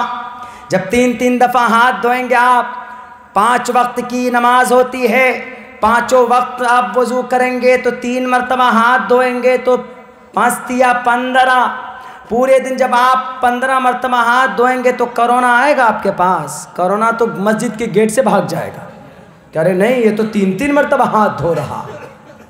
بتائیے اسلام میں بتایا کہ نہیں طریقہ؟ کورونا سے بچنے کا ایک ماتر سب سے پہلا علاج، واش یور ہینڈز۔ پوچھ لیجیے آپ، ہمارے پردھان منتری جی چیخ رہے ہیں، چلا رہے ہیں، امیتابھ بچن صاحب ڈیلی کہتے ہیں wash your hands, wash your hands, daily phone لگاتے ہیں wash your hands, wearing the mask, physical distancing, social distancing بولتے ہیں کہ نہیں بولتے؟ اب یہ تمہارے نبی بہت پہلے بتا کر کے گئے، الحمدللہ۔ نہیں مانو گے دنیا والوں، ماننا پڑے گا۔ نہیں مانو گے تم قرآن کو تو کرونا منوائے گا، لیکن منوائے گا، بھلے ہی وہ چائنا سے آئے کہ امریکہ سے آئے، لیکن کرونا منوائے گا کہ قرآن اور نبی کی شریعت دنیا کی انسانوں کی کامیابی کے لیے ہے۔ اچھا، ہاتھ دھوتے ہیں، ماسک لگاتے ہیں ہم لوگ، چلیے ماسک لگاتے ہیں، اور ماسک لگانے سے ایک مسئلہ اور کلیئر ہو گیا۔ فرانس والے کیا بولتے ہیں؟ ماسک کیوں لگائیں؟ ہماری بہنیں اگر برقع پہنتی ہیں، سماج کی بہن بیٹیوں، آج آپ بے پردہ ہو رہی ہیں، اس لیے زنا کا بازار گرم ہو رہا۔ آج آپ لپسٹک لگاتے، لپ بام لگاتے، پاؤڈر لگاتے ہیں، آپ اپنی شکل پر، اچھی بات، آپ لگائیے، آپ لپسٹک لگائیے، وہ جو الاؤ ہو، جو جائز ہو۔ آپ پاؤڈر لگائیے، آپ کریم لگائیے، آپ فیس واش استعمال کیجیے، آپ بہتر سے بہتر باڈی لوشن یوز کیجیے۔ ہم منع نہیں کرتے، اسلام منع نہیں کرتا، لیکن کن کے لیے ہونا چاہیے؟ اپنے شوہر کے لیے ہونا چاہیے، غیر محرم کے لیے نہیں۔ سماج کی بیٹیوں، یہ نہیں کہ ہم بہتر کپڑے پہن لیں گے، ہم سڑکوں پر جائیں گے تو 10 لڑکا ہم کو دیکھے گا ہماری خوبصورتی کو، نہیں، اجازت نہیں ہے۔ Don't show your beauty and ornament in front of the stranger person. Islam doesn't allow, Quran not allowed to show your beauty and ornament in front of the people. لوگوں کے سامنے آپ کی خوبصورتی کو ظاہر کرنے کا قرآن الاؤ نہیں کرتا۔ عورت پردے میں اچھی لگتی، سماج کی بیٹیاں پردے میں اچھی لگتی۔ اگر آپ کو باہر جانا ہو تو پردے میں جائیں۔ آپ کہیں گے کہ مولانا فرانس والا تو اس پر اعتراض کرتا، فرانس والا کرے اعتراض۔ اگر وہ اعتراض کرتا ہے اور یہ کہتا ہے کہ مائیں بہنیں کیسے ماسک میں رہیں گی، برقعے میں رہیں گی، ان کا دم گھٹ جائے گا، تو فرانس والوں کے کان پکڑ کر کہو، ارے برقعے میں عورت کا دم گھٹتا ہے۔ 6 گھنٹے 5 گھنٹے اگر عورت باہر جائے، مارکیٹ میں جائے، برقع پہن کر جائے، تو آپ یہ کہتے ہو ان کا دم گھٹ جاتا ہے۔ یہ کورونا سے بچنے کے لیے تم جو 14 گھنٹے تک ماسک لگا کر رکھتے ہو، اس سے دم نہیں گھٹتا۔ جب 14 گھنٹے کورونا سے بچنے کے لیے ماسک لگایا جا سکتا ہے تو فرانس اور جرمنی والوں، تو ہماری مائیں بہنیں بھی برقعے کے اندر 10-10 گھنٹے تک کا وقت گزار سکتی ہے۔ یہ قرآن کا یہ فیصلہ ہے۔ جب تم ماسک لگا سکتے ہو تو ہماری مائیں بہنیں برقع کیوں نہیں لگا سکتی؟ ہے کہ نہیں ہے؟ بہت بولتے تھے کہ نہیں برقعے کے اندر میں دم گھٹتا ہے ماؤں کا، لوگ بدنام کر رہے تھے۔ بہانہ کیا بن رہا تھا کہ برقعے کی وجہ سے دم گھٹتا ہے، عورتوں کا سانس اٹک جاتا ہے۔ کورونا نے کہا کہ جھوٹ مت بولو، یہی اعتراض کرتے تھے نا لوگ۔ ہم لوگ کہتے تھے کہ نہیں برقعے سے کوئی دم نہیں گھٹتا، برقع پہننے سے کوئی ترقی میں رکاوٹ نہیں ہے۔ لوگ نہیں مانتے تھے، لوگ کہتے تھے کہ مولانا کا کام کیا بیان کرنا، لیکن اللہ نے ایسا کیا، اللہ کی لاٹھی میں کبھی آواز ہوتی ہے؟ نہیں ہوتی۔ اللہ نے ایسا کیا کہ نہیں مانو گے تم؟ ارے مولانا عبداللہ جو کہہ رہے ہیں کہ برقعے سے دم نہیں گھٹتا، صحیح کہہ رہے ہیں۔ فرانس والا ماننے کے لیے تیار نہیں، فرانس والا زبردستی پابندی پہ پابندی لگائے جا رہے، نہیں برقع نہیں ہونا چاہیے، دم گھٹتا ہے۔ کورونا نے کہا اچھا میں آ رہا ہوں چائنا سے۔ کورونا جا کر پہنچا فرانس میں اور جا کر کہا کہ تم لوگ خود اپنا ماسک لگاؤ تو منہ میں۔ 12 گھنٹے تک جب وہ ماسک لگانے لگے تب ان کو پتا ہوا، ارے ہاں ماسک لگانے سے، برقع پہننے سے دم نہیں گھٹتا۔ کس نے بتایا؟ کورونا نے بتا دیا۔ نہیں مانو گے تم قرآن کے پیغام کو تو اللہ تبارک و تعالیٰ تمہیں کورونا کے ذریعے سے سمجھائے گا، لیکن سمجھائے گا ضرور۔ لیکن ایک بات یہ بھی ہے، بے وقوفی بھی بہت ہوتی ہے بھائی۔ ابھی آپ دیکھیں گے مہاراشٹرا میں کئی شہروں کے اندر میں کیا ہے، لاک ڈاؤن ہے۔ اب لاک ڈاؤن بہت آسان ہو گیا، بہت آسان۔ کہیں پر کوئی کچھ ہوا بھائی لاک ڈاؤن کر دو، کہیں پر کسی کو اندر گھوٹالا کرنا ہوا اس شہر میں لاک ڈاؤن لگا دو۔ آپ کے بنگال میں بھی کہیں کہیں پر ہوگا، کیوں؟ چناؤ جو آ رہا ہے اس میں ہوگا، اس میں کریں گے کچھ لوگ گڑبڑی، لاک ڈاؤن لگا دیجیے۔ ہمارا ایک دوست ہے بولتا مولانا عبداللہ صاحب جلدی سے ہمارا ٹکٹ بنا دیجیے۔ ہم نے کہا کیوں بھائی؟ بولا لاک ڈاؤن لگنے والا ہے۔ ہم نے کہا کیسا لاک ڈاؤن لگے گا؟ بولا ہفتے میں 2 دن۔ بولا ہفتے میں 2 دن 24 گھنٹہ لاک ڈاؤن، اس کے بعد باقی 5 دن 6 دن صرف رات میں لاک ڈاؤن، دن میں نہیں۔ اب بتائیے بھائی ہفتے میں 2 دن لاک ڈاؤن لگے گا، سنیچر کے دن اور اتوار کے دن، یعنی سنیچر اور اتوار کو کرونا گھومتا ہے سڑکوں پر، اسی لیے لاک ڈاؤن لگا دیا۔ باقی 5 دن کہاں چلا جائے گا کرونا؟ کہاں چلا جاتا ہے؟ اسکول چلا جاتا ہے پڑھنے کے لیے شاید، یا اپنے گھر میں آرام کرتا ہے کرونا باقی 5 دنوں میں۔ اس لیے کہتے ہیں کہ 5 دنوں میں لاک ڈاؤن نہیں لگے گا۔ ٹائم فکس کر دیتے ہیں کہ اس ٹائم پر لاک ڈاؤن، 9 بجے سے لے کر صبح 11 بجے تک لاک ڈاؤن۔ کیا 9 بجے سے لے کر 11 بجے تک کرونا آئے گا؟ کرونا نے بتایا ہے کیا کہ ڈی ایم صاحب ہم 9 بجے سے لے کر 11 بجے تک آئے گا سڑکوں میں؟ اسی لیے لوگوں کو بتا دو۔ عجیب طرح کی ایک کیا سوچ بنا لی، کیا چیز بنا لی ہے لوگوں نے اس دنیا میں کرونا کو لے کر۔ ابھی تک دوائی تو بنائی نہیں گئی، پتا چلا جو لوگ ویکسین لے رہے ہیں ان میں سے کچھ لوگ مر رہے ہیں۔ یہ 21 تاریخ تھی یہاں پر پرولیا کے اندر پچھلے سال، وہاں پر بہت سارے لوگ آئے مصافحہ کرنے۔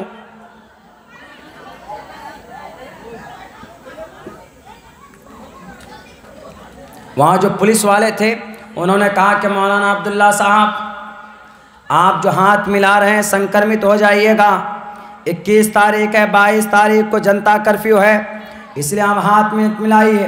ہم نے کہا کہ بھائی میں 5 وقت وضو کرتا ہوں، میں ہاتھ دھوتا ہوں، تمہارے کہنے سے نہیں، میں ابھی ہاتھ ملا کر جاؤں گا، میں ابھی کھانا کھانے بیٹھوں گا تو نبی کی سنت 3 مرتبہ میں ہاتھ دھوؤں گا اپنے گھٹنوں تک، تب جا کر میں کھانا کھاؤں گا، تو جو بھی سنکرمت ہوا ہوگا، سنکرمن آیا ہوگا، وہ سب کا سب ختم ہو جائے گا۔ ہم نے کہا کہ ہم نبی کے ماننے والے، ہم عاشق رسول ہیں، ہم محمد کے غلام ہیں، ہم صحابہ کے ماننے والے ہیں، اسی لیے ہمیں چھو نہیں سکتا۔ بہت لوگوں نے بدنام کرنا شروع کیا کہ ٹوپی داڑھی والے سے کرونا پھیلا، ٹوپی داڑھی والوں سے کرونا پھیلا۔ لگا لو، کوشش کر لو، جتنی محنت کرنی ہو، جتنی کوشش کرنا ہو، تمہیں مسلمانوں کو بدنام کرنے کے لیے یہ قوم کبھی بدنام نہیں ہوتی۔ لاکھ جو بدنام کرنے والے، اللہ تبارک و تعالیٰ اسے ہی دنیا کے اندر ذلیل اور رسوا کرتا، کیا کہ نہیں کیا؟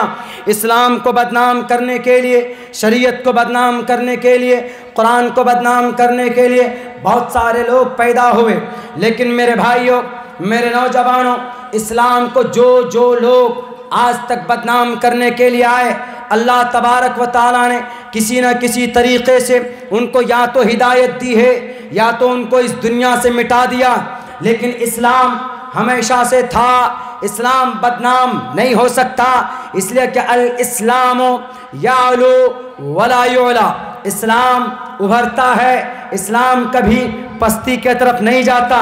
لیکن ضرورت اس بات کی ہے کہ ہم نوجوانوں کو اپنے مذہب کو سمجھنا ہوگا، اپنے قرآن کو سمجھنا ہوگا، اپنی شریعت کو سمجھنا ہوگا، ظلم کے خلاف آواز بلند کرنی ہوگی۔ ابھی چناؤ کے ٹائم پہ بہت سارے نیتا آئیں گے، آ کر کہیں گے کہ فلاں صاحب اتنا ٹاکا لے لو، ہمارا کام کر دو۔ کیوں جی؟ اگر آپ حق پر ہو تو ہم آپ کا کام کریں گے۔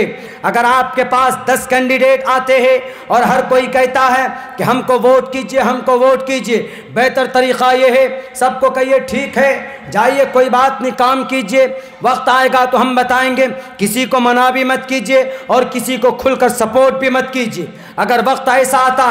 لیکن اگر آپ سامنے دیکھتے ہیں کوئی حق کی حمایت کرنے والا ہے، کوئی ظلم کے خلاف آواز بلند کرتا، اگر کوئی ایسا آدمی ہے جو صحیح قائد ہے، جو صحیح حمایت کرتا ہے لوگوں کا، ہندو مسلمان جین بہت سارے لوگ برابر ہیں، تو آپ کھل کر ان کی حمایت بھی کر سکتے ہیں۔ اسلام نے کہا تعاونوا علی البر والتقوی ولا تعاونوا علی الاثم والعدوان، ایسے لوگوں کی حمایت کرو، ایسے لوگوں کی حمایت کرو جو آپ کے قوم کے سماج کے عزت و آبرو کے لیے سوچتا، جو سماج میں دنگا نہ پھیلاتا، جو سماج میں معصوم انسانوں پر ظلم نہ کرتا، اور ایسے کامنل لوگ جو گدی پر بیٹھ کر اس دیش کے اندر ہندو مسلمان کرتے ہیں، اس دیش میں ٹوپی اور ٹیکا کرتے ہیں، اس دیش میں مندر مسجد کرتے ہیں، ایسے لوگوں کو پکڑ کر انہیں چنو اور انہیں اپنی طاقت سے، اپنے ووٹ سے ان کو اس دھرتی کے اندر، ان کو پستی کے اندر لے کر بٹھا دو۔ میرے بھائیوں، شریعت کے نظر میں اگر اللہ نے آپ کے پاس ایک ووٹ رکھا تو شریعت کے نظر میں اگر آپ جس کو بہتر سمجھتے ہیں آپ اس کو دیجئے، لیکن اگر آپ نے پیسہ دے کر، پیسہ لے کر اپنے ووٹ کا سودا کیا تو شریعت کے نظر میں بہت بڑا گناہ ہے، یہ گناہ کبیرہ سے بھی زیادہ گناہ ہے۔ کیوں؟ اس لیے کہ اگر آپ نے پیسہ لے کر 500 روپے لے کر ایک ووٹ آپ نے کسی شرابی کینڈیڈیٹ کو، کسی بھی کامنل کینڈیڈیٹ کو، کسی بھی لوٹیرے کینڈیڈیٹ کو آپ نے ایک ووٹ دیا اور وہ جیت کر کرسی پر بیٹھ گیا، بیٹھنے کے بعد اس نے آپ کی مسجد میں تالا لگوا دی، اس نے کسی بھی معصوم بچی کا ریپ کروایا، اس نے ہماری سماج کے اندر دنگا پھیلایا، اس نے ہمارے سماج میں بلکہ شراب پیتا ہے، بلکہ وہ آپ کے حقوق کو لوٹتا ہے، بلکہ وہ کرپشن کرتا ہے، وہ گھوٹالا کرتا ہے، تو کتنے سارے گناہ کیے انہوں نے۔ تو پتہ ہے ان گناہوں کا بوجھ ان کے سر پر تو ہوگا ہی ہوگا، لیکن پہلے آپ کے سر پر ہوگا، اس لیے کہ آپ نے 500 روپے لے کر آپ نے ان کو اپنا ووٹ دیا۔ شریعت کہتی، قرآن کہتا، ہمارا اسلام کہتا آپ کے پاس ایک ووٹ ہے، تو اس ووٹ کی شرعی اعتبار سے ایک اہمیت ہے۔ ووٹ کا مطلب گواہی دینا۔ جب آپ کسی کینڈیڈیٹ کو ووٹ دیتے ہو گویا آپ ایک گواہی دے رہے ہو کہ یہ ہمارا لیڈر ہوگا۔ اگر آپ نے شرابی کو گواہی دے دی کہ یہ ہمارا لیڈر ہوگا، جب وہ شراب پیے گا اس کا گناہ آپ کے ماتھے پر بھی رکھا جائے گا۔ اس لیے مسلمان قوموں، اپنے ایمان کو پیسوں سے نہیں بیچیے گا، اپنے ایمان کا سودا پیسوں سے نہیں کیجیے گا، اس لیے کہ پیسوں سے جو آدمی اپنے ایمان کو بیچ دیتا ہے اللہ کے نظر میں اس کا کوئی مقام نہیں ہوتا ہے، اللہ کے نظر میں اس کی کوئی عزت نہیں ہوتی ہے۔ وقتی طور پر آپ پریشانی میں ہوں گے، وقتی طور پر آپ دقت میں ہوں گے، لیکن جب آپ دقت میں ہو کر ایمانداری کے ساتھ آپ کسی پریشانی کا مقابلہ کرتے ہیں، ایمانداری کے ساتھ آپ کسی ظالم کا مقابلہ کرتے ہیں تو اللہ کی طرف سے مدد نازل ہوتی ہے۔ سینکڑوں واقعات صحابہ کرام کے اس تعلق سے موجود۔ انشاءاللہ ہم لوگ پیسوں سے اپنے ایمان کا سودا نہیں کریں گے، وعدہ کرتے ہیں انشاءاللہ تبارک و تعالی۔ میرے بھائیوں، ایک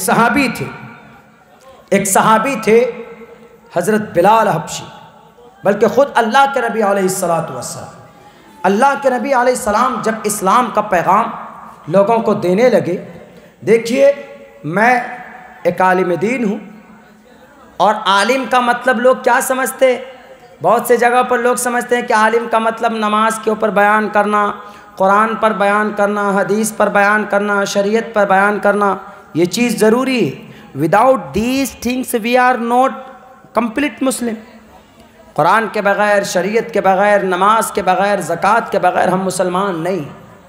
لیکن ہم جس دیش میں رہتے ہیں اس دیش میں ایک قانون ہے، ایک سسٹم، اس دیش میں کچھ فسطائی طاقت ہے، کچھ ظالم طاقت ہے، تو اس طاقت سے آپ کو کون آگاہ کرے گا؟ جیسے یہ ووٹ کا مسئلہ آیا تو ہم میں سے بہت سے لوگوں کو یہ بھی پتہ نہیں کہ شرعی اعتبار سے ووٹ کی کیا اہمیت ہے۔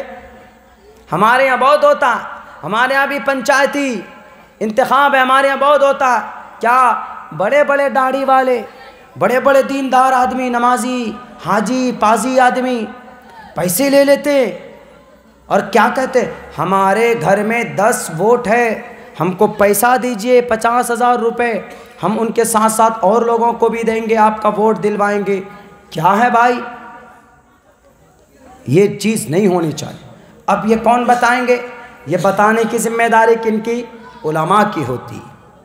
اگر ہم ہی علماء خاموش ہو جائیں گے، ہم کہیں گے کہ نہیں وہ ووٹ کا مسئلہ ہے وہ جانے، وہ راجنیتی کا مسئلہ ہے وہ جانے، نہیں میرے نوجوانوں، نہیں میرے ساتھیوں، میرے مسلم بھائیوں، ہم نے کہا نا اسلام نے ہر جگہ پر رہنمائی کی، جہاں پر نماز، زکوٰۃ، شریعت کا کوئی مسئلہ اٹکتا ہے تو علماء بتاتے ہیں، لیکن جہاں پر دنیا کا کوئی مسئلہ اٹکتا ہے تو وہاں پر بھی ہمارے علماء آنے چاہیے۔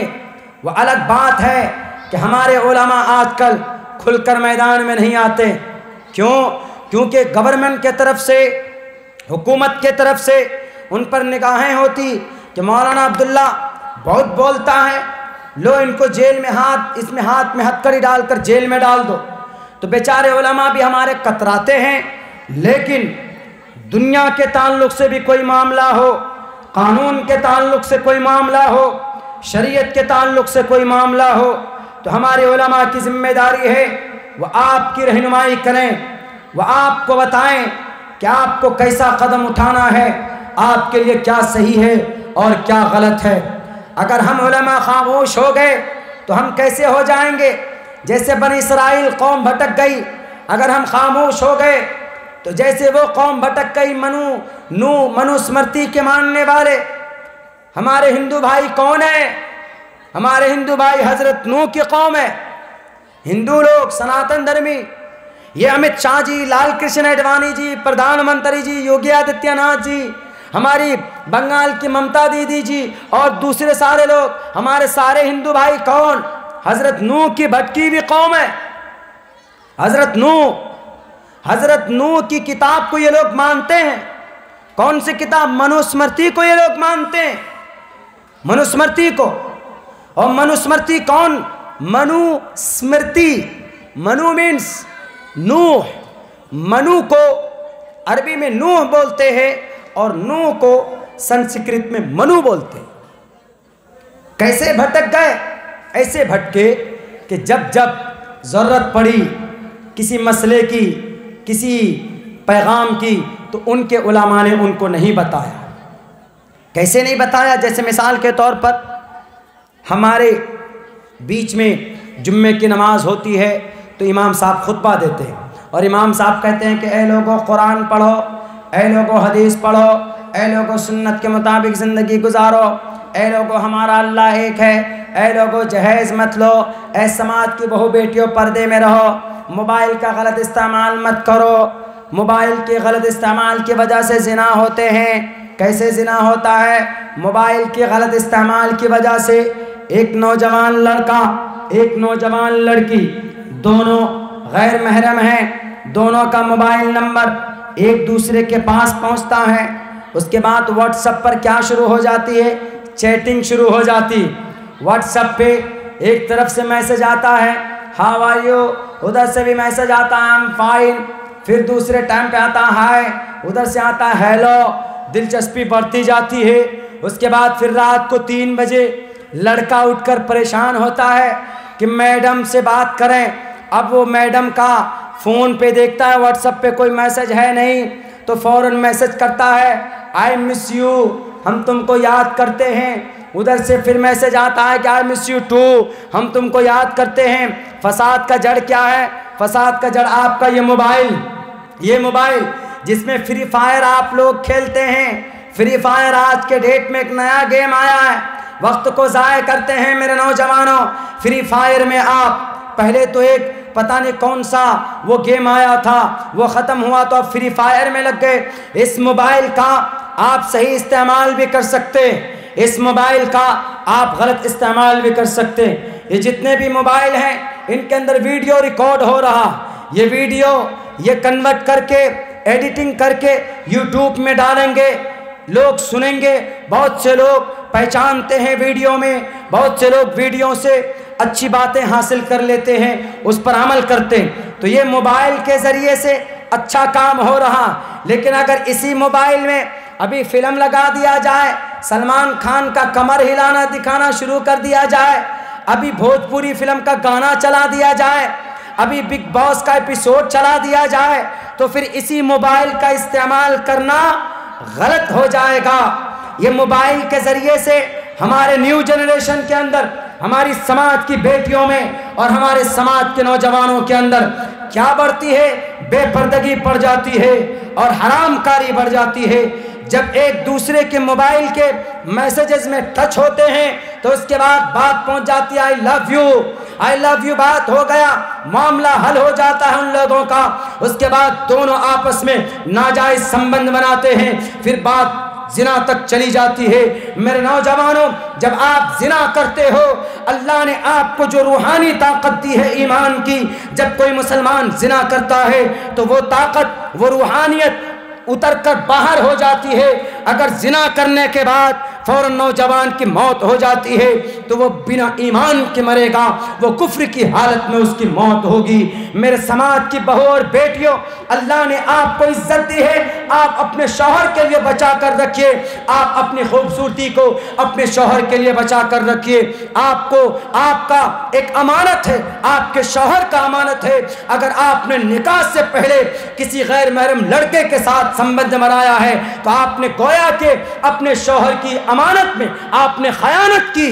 آپ کو قیامت میں اپنے شوہر کو جواب دینا ہوگا۔ جب آپ کا شوہر، اللہ جب پوچھے گا کہ تمہاری عزت تمہارے عورت کی امانت، تمہاری عزت تمہارے شوہر کی امانت تھی، تم نے اپنے یار دوست کے ساتھ، اپنے بوائے فرینڈ کے ساتھ، اپنے گرل فرینڈ کے ساتھ تم نے پکنک منا کر، دیگھا جا کر، کلکتہ جا کر، ہوٹلنگ کر کر اپنی عزت کیوں تم نے گنوائی تھی؟ اسلام میں اس کی اجازت نہیں۔ اس موبائل کا غلط استعمال نہ کیا جائے۔ اس موبائل کو آپ استعمال کرتے ہیں تو اس میں نعت سنیے، اس میں تقریر سنیے، اس میں قرآن کریم کی تلاوت سنیے۔ ہمارے اس موبائل کے اندر آپ دیکھ لیجئے گا کہ قرآن کریم ہم نے اس موبائل کے اندر لوڈ کیا ہوا۔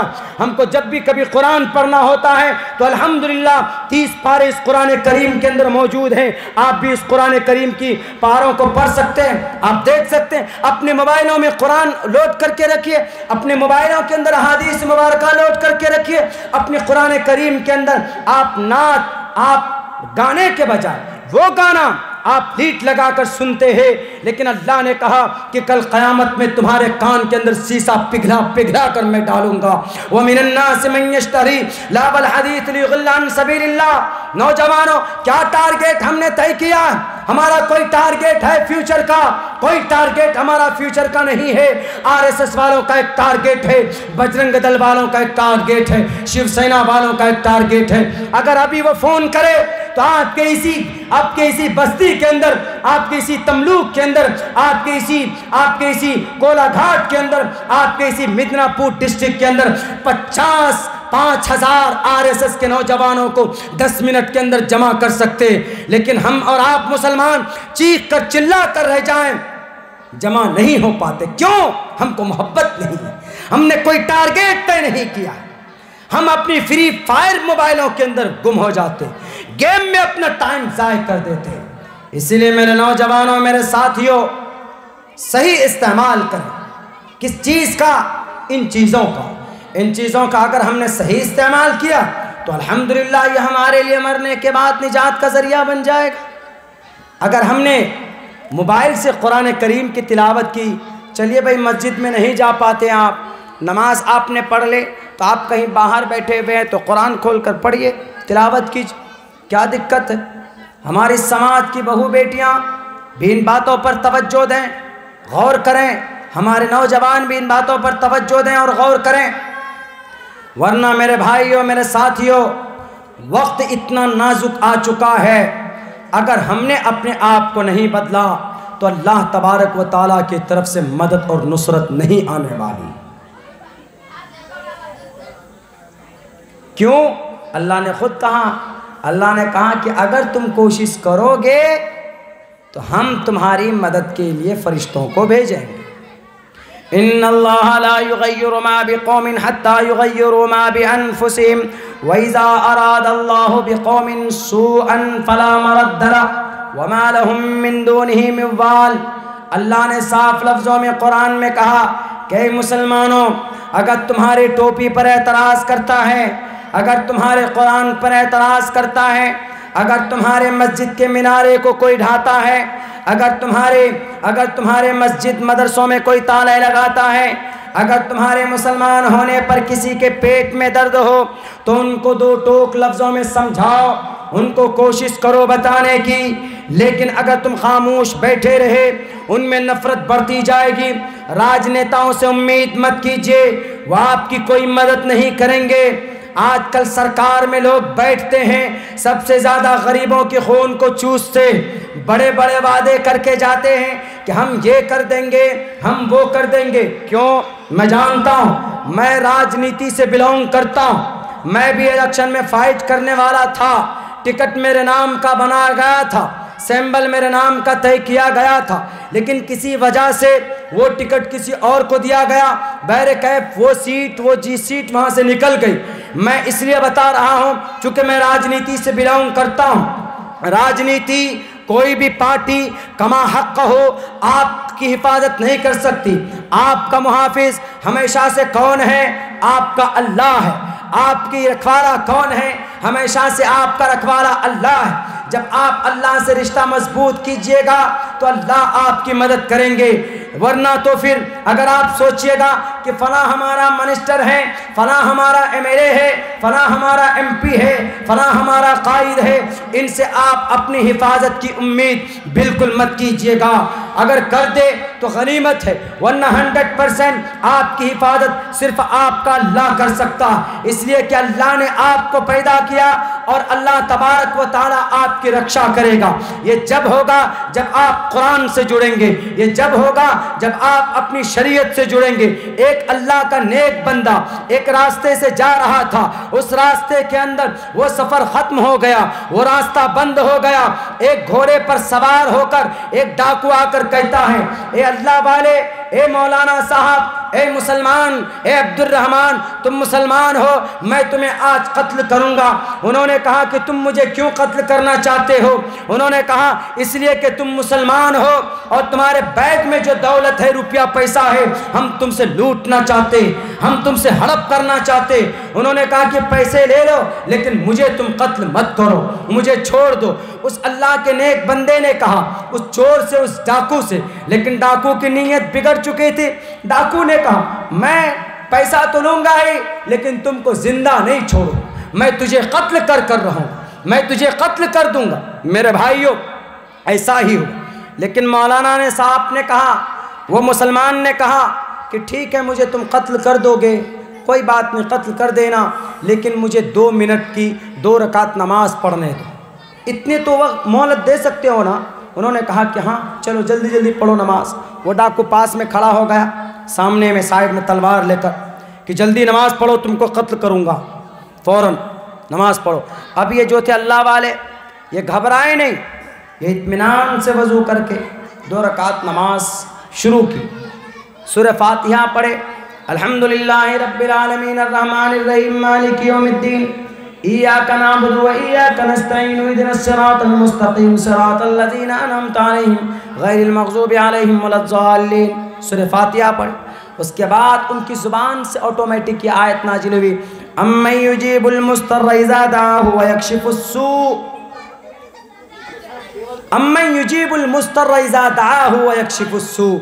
جب اس آدمی نے اپنے آپ یہ آیت نازل، یہ آیت شروع ہوئی اس کی زبان سے، پڑھنا شروع کیا، امن یجیب المضطر، جب کوئی مشکل میں پھنسا ہوا آدمی اللہ کو یاد کر رہا، امن یجیب المضطر اذا دعاہ ویکشف السوء، تو اللہ تبارک و تعالی اس کی پریشانی کو دور کرتے۔ اس آدمی نے سوچا مجھے اب مرنا ہی ہے، اللہ سے دعا کر لیتا ہوں۔ جب اس نے نماز میں یہ آیت شروع کی تو فوراً ایک سفید گھوڑے پر نقاب پہن کر سفید لباس میں ایک آدمی پہنچتا ہے، ہاتھ میں تلوار لیے، ہاتھ میں تلوار لے کر پہنچتا ہے۔ اس کے بعد وہ جو ڈاکو تھا اس نے دیکھا کہ یہ تیسرا آدمی کون آ گیا، تیسرا آدمی کون آ گیا۔ جیسے نماز پڑھی، سلام پھیرا تو وہ جو آدمی سوار آیا تھا سفید آدمی، اس نے فوراً تلوار سے اس ڈاکو کا خاتمہ کیا، اس کو مارا، ان کی جان بچ گئی۔ تو مولانا صاحب نے کہا کہ تم کون ہو، کہاں سے آئے ہو، کیا کرنے آئے ہو؟ انہوں نے کہا کہ مولانا صاحب پتہ ہے آپ اکیلے تھے، آپ یہ سمجھ رہے تھے کہ آپ کی کون حفاظت کرے گا، آپ کو کون بچائے گا، آپ ہمیشہ سے اللہ کی عبادت کرتے ہوئے آئے، اللہ کی ذات پر آپ کو ہمیشہ سے بھروسہ رہا۔ امن یجیب المضطر اذا دعا، آپ نے یہ آیت پڑھی، میں امن یجیب المضطر کا غلام ہوں، اللہ کی طرف سے بھیجا گیا ہوں۔ آپ کو دنیا سے امید نہیں تھی کہ دنیا والے بچائیں گے، لیکن آپ کو اللہ کی ذات سے امید تھی، تو اللہ نے مجھے بھیجا آپ کی امید پر کھڑا اترنے کے لیے۔ اللہ کے طرف سے میں من یجیب المضطر کا غلام ہوں۔ میرے بھائیو، وہ آدمی فوراً سجدے میں گرتا ہے، اللہ کا شکریہ ادا کرتا ہے۔ دیکھیے، جب آدمی دنیا سے مایوس ہو جاتا ہے، جب دیکھتا ہے کہ دنیا میں اس کی حفاظت کوئی نہیں کرے گا، تو وہ آدمی اللہ کے دربار میں ہاتھ اٹھاتا ہے۔ آدمی کو اللہ سے مایوس نہیں ہونا چاہیے، ہمیشہ سے اللہ کی طرف ہاتھ اٹھاؤ۔ اللہ کے نبی جب پریشان ہوتے تھے، جب کوئی دقت پریشانی آتی تھی، تو فوراً 2 رکعت نماز پڑھ کر اللہ تبارک و تعالیٰ کے سامنے روتے اور گڑ گڑاتے تھے کہ اللہ مدد فرما، ہماری قوم کی ہماری اس پریشانی سے میں نکال۔ تو اس آدمی کو فوراً اللہ تبارک و تعالیٰ نے بچایا اور کہا کہ آپ جس اللہ کے اوپر بھروسہ کرتے ہیں، جس اللہ کے لیے آپ نماز پڑھتے ہیں، مجھے اسی اللہ نے آپ کی رکشا کے لیے بھیجا۔ آج ہم مسلمان نماز نہیں پڑھتے، آج ہم مسلمان جھوٹ بولتے، آج ہم مسلمان کتنے گناہ کا کام کرتے ہیں، اور ہم کیا امید رکھتے ہیں کہ اللہ تبارک و تعالی ہماری مدد کریں گے۔ کیسے مدد کریں گے؟ چغل خوری ہم کرتے ہیں۔ سود مسلمان کھاتا ہے کہ نہیں کھاتا ہے؟ سب سے زیادہ جھوٹ کون بولتا ہے؟ مسلمان بولتا ہے۔ سب سے زیادہ انڈیا میں شراب کون پیتا ہے؟ مسلمان پیتا ہے۔ سب سے زیادہ دھوکہ کس قوم میں؟ مسلمانوں میں۔ سب سے زیادہ بے وفائی کس قوم میں؟ مسلمانوں میں۔ سب سے زیادہ جہالت کس قوم میں؟ مسلمانوں میں۔ میرے بھائیوں، میرے مسلمانوں، انگریز کی ایک عورت نے، ایک پروفیسر نے ایک مسلمان مرد سے پوچھا تو تم کس کو مانتے ہو؟ انہوں نے کہا کہ میں محمد الرسول اللہ کو مانتا ہوں۔ انہوں نے کہا کہ تم مانتے ہو یا صرف جانتے ہو؟ انہوں نے کہا کہ جانتا بھی ہوں اور مانتا بھی ہوں۔ انہوں نے کہا کہ تم کہاں سے تعلق رکھتے ہو؟ انہوں نے کہا کہ میں بھارت کا مسلمان ہوں۔ کہا کہ بھارت کے مسلمان ہو، نبی کو مانتے ہو، تو تم میں وہاں ذلیل کیوں کیا جاتا ہے؟ نبی کے ماننے والے، نبی کی سنت پر عمل کرنے والے، وہ کبھی بھی رسوا نہیں ہوتے، تو بھارت کے اندر مسلمانوں کو کیوں ذلیل کیا جاتا ہے؟ بتائیے ذرا۔ تو وہ جو مسلمان تھا اظہار نام کا، ان کی زبان بند ہو گئی۔ انہوں نے کہا کہ I don't know what is happening around us، ہمارے بیچ کیا ہو رہا ہے ہم نہیں جانتے، لیکن اتنا ضرور ہے کہ ہمیں بھارت کے اندر کچلا جا رہا ہے، گاجر مولی کی طرح کاٹا جا رہا۔ انہوں نے کہا کہ تم مسلمان تو ہو، لیکن تم لوگ صرف زبانی مسلمان، تم لوگ پریکٹیکلی مسلمان نہیں ہو۔ کہا کیسے؟ کہا کہ ہم انگریز ہیں، ہم یہودی ہیں، لیکن ہم طاقتور، ہم عزت کی زندگی گزار رہے ہیں۔ انہوں نے کہا کیسے؟ تم تو انگریز ہو، تم تو یہودی نصارہ ہو، اور اللہ نے کہا کہ دنیا میں یہود و نصارہ ذلیل ہوں گے، رسوا ہوں گے، لیکن تم بول رہے ہو کہ ہم عزت کی زندگی گزار رہے ہیں۔ تو اس انگریز عورت نے کہا تم ہی بتاؤ نا کہ امریکہ میں لوگ خوشحال ہیں کہ نہیں، چائنا میں لوگ خوشحال ہیں کہ نہیں، جاپان میں لوگ خوشحال ہیں کہ نہیں، یورپ میں لوگ اچھی حالت میں ہے کہ نہیں؟ حالانکہ ان تمام جگہوں میں کون ہے؟ مسلمان کم ہے، یہود و نصارہ زیادہ ہیں، چائنا میں کمیونزم زیادہ ہے، کسی خدا کو نہیں مانتے، لیکن وہ لوگ عزت کی زندگی گزار رہے ہیں۔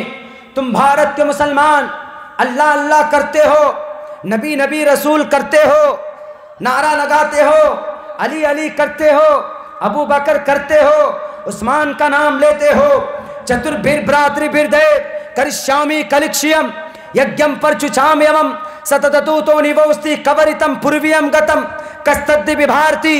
तुम्हारे नबी की आखिरी कुरान का तज़किरा वेदों में भी है, पुराण में भी है, उपनिषद में भी है। चारों खुलाफा के मकाम को अल्लाह ने पुराण में बयान किया।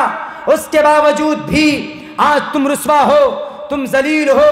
उस औरत ने यह सवाल किया उस मुसलमान से, उन्होंने कहा कि बताओ क्या रीजन है, भारत के मुसलमान बताओ क्या वजह है कि तुम्हारे पास सब कुछ है, सबसे ज्यादा मस्जिद तुम्हारे भारत में, सबसे ज्यादा मदरसे तुम्हारे भारत में, सबसे ज्यादा कुरान हाफिज़ कुरान तुम्हारे भारत में, फिर क्या वजह है कि तुम जलील हो? कम तादाद में चाइना में मुसलमान, यूरोप जापान कंट्रीज में मुसलमान, लेकिन वहां पर अंग्रेज लोग इज्जतदार हैं। क्या वजह है? उसकी वजह क्या?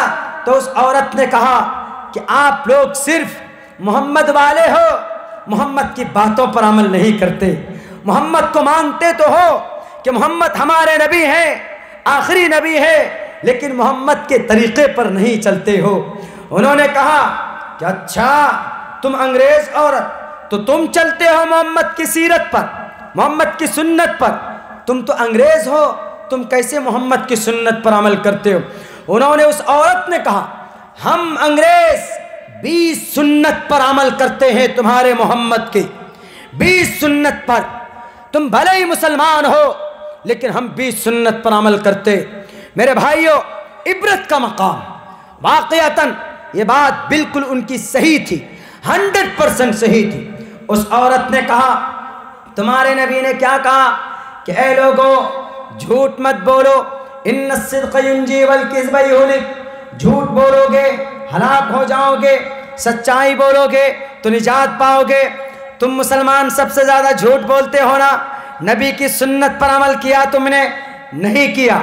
आओ अमेरिका में हम लोग झूठ नहीं बोलते, अंग्रेज झूठ कम बोलता है। आपके नबी ने क्या कहा? आपके नबी ने कहा कि आपस में तुम लोग एक दूसरे को गाली गलौज मत करो, लड़ाई झगड़ा मत करो। तुम मुसलमान लड़ने में सबसे आगे, गोश्त खा लेंगे, मांस मच्छी खा लेंगे, इसमें एनर्जी ज़्यादा होती है, तो फौरन अपने अंदर गर्मी आ जाती। छोटी छोटी बात में तलवार लेकर निकल जाएंगे, छोटी छोटी बात में एक दूसरे से झगड़ा करने में उलझ जाएंगे, छोटी छोटी बात में। उन्होंने कहा कि तुम इस सुन्नत पर अमल नहीं कर रहे। हम आ जाओ अमेरिका में, हम अंग्रेज लोग इस सुन्नत पर अमल करते हैं। हम अंग्रेज लोग झगड़ा भी करते हैं आपस में, तो ऐसा लगता है कि जैसे दोस्त लोग बात कर रहे हो आपस में। झगड़ा भी अगर करता है, लड़ाई भी अगर करता है तो हाथापाई नहीं करते। अगर ज़्यादा कोई गुस्से में बात करता है तो लगता है कि दोस्त से दोस्त की बात हो रही है, एकदम नॉर्मल आहिस्ते, आवाज़ ऊंची नहीं होती। ऐसा तरीक़ा हम में तुम्हारे नबी ने क्या कहा? एक दूसरे से बात करो तो खुश होकर बात करो, चेहरे में मुस्कान होने चाहिए। तुम्हारे नबी का तरीक़ा है कि नहीं? तुम मुसलमान बात करते हो, तुम मुसलमान तो अगर कोई एक मुसलमान दूसरे मुसलमान से मिले तो फौरन खंदा पेशानी नहीं होती है, चेहरे में 12 बज जाता है। मेहमान तुम्हारे घर पर आए तो फौरन घर में ताला लगाकर भागते हो, बहाना करते हो कि कहीं इनको हमको गोश्त ना खिलाना पड़े, मच्छी ना खिलाना पड़ जाए। मौलाना अब्दुल्ला साहब आ गए बिहार से, मौलाना अब्दुल्ला को कहीं रोटी ना खिलानी पड़े, स्टेज पर ले जाकर गाड़ी में बिठा देंगे। आपके लिए नहीं बोल रहा हूँ, मैं मिसाल दे रहा हूँ। आपकी कमेटी अच्छी है अल्हम्दुलिल्लाह, आते ही हमको पानी पिलाया, नाश्ता कराया। मेरे भाइयों, अंग्रेज लोग कैसा करते हैं? अंग्रेज लोग ऐसा करते हैं कि अपना खाना बचाकर गरीबों को देते हैं। ये तरीक़ा किनका? नबी का। कौन अमल कर रहे हैं? हम अंग्रेज अमल कर रहे हैं, आप मुसलमान तो अमल नहीं कर रहे। दूसरी बात क्या कही कि बताओ तुम्हारे नबी ने ये कहा यतीमों को, गरीबों को, मिस्कीन को बैतुल माल से पैसा दो, लेकिन आपके भारत में नेता लोग ऐसा करते हैं। आपके भारत में तो नेता लोग जो वृद्धा पेंशन आता वो भी रख लेते हैं, जो इंदिरा आवास आता वो भी रख लेते हैं, और जो गवर्नमेंट की तरफ से फंड आता है वो भी नेता लोग रख लेते हैं, प्रधान मुखिया रख लेते हैं। बेचारे जनता तक बहुत कम पहुंच पाता। आपके बंगाल में तो अल्हम्दुलिल्लाह फिर भी किसी कदर पहुंचता, हमारे यहाँ तो हड़प कर जाते हैं, हमारे यहाँ तो गटक जाते हैं, पता ही नहीं चलता। हमारे नाम का 6000 रुपया आया, अब उठा लिया गया, हमने कहा कि हमारे अकाउंट में तो पहुँचा ही नहीं। اب پوچھ رہے جا کے بلاک میں، بولا پیسہ تو یہاں سے چلا گیا مولانا۔ ہم نے کہا گیا کہاں؟ وہ بولا کسی مکھیا کے اکاؤنٹ میں جا کے گھسکا ہوگا، جا کر دیکھیے۔ اب پتہ کر رہے تو بالکل صحیح بات۔ میرے بھائیوں، وہ انگریز عورت بولتی کہ غریبوں کی طرف مدد ہونی چاہیے۔ آپ کے بھارت میں نیتا لوگ تو نہیں کرتے، آؤ ہمارے امریکن گورنمنٹ تقریباً 95% غریبوں کو امریکہ میں، لندن میں، یورپ میں، برطانیہ میں 95% غریبوں کو پکے گھر کا مکان گورنمنٹ بنا کر دیتی۔ اور یہ طریقہ کن کا تھا؟ نبی کا تھا، خلفائے راشدین کا تھا، کہ بیت المال سے غریبوں کو وظیفہ دیتے تھے۔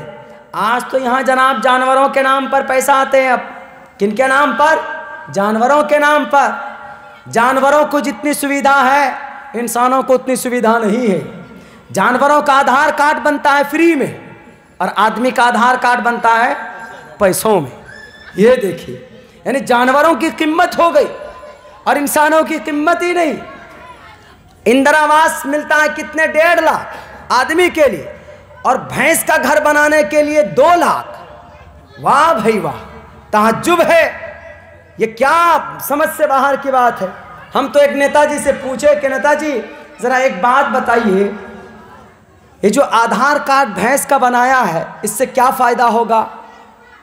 ہم نے کہا کہ ہم لوگ تو آدھار کارڈ اس لیے نہ بناتے ہیں تاکہ بھائی ہم اگر کہیں پر گم ہو جائیں، جیسے ہم بہار کے بنگال میں آ کے گم ہو گئے تو آپ کے گاؤں والے دیکھیں گے کہ کیا نام ہے؟ مولانا عبداللہ، ابا کا نام قمر الہدا، گاؤں کا نام جوکی ہاٹ، وارڈ نمبر 11، چلو پورا ایڈریس دیکھیں گے تو ہم کو پہنچا کر آ جائیں۔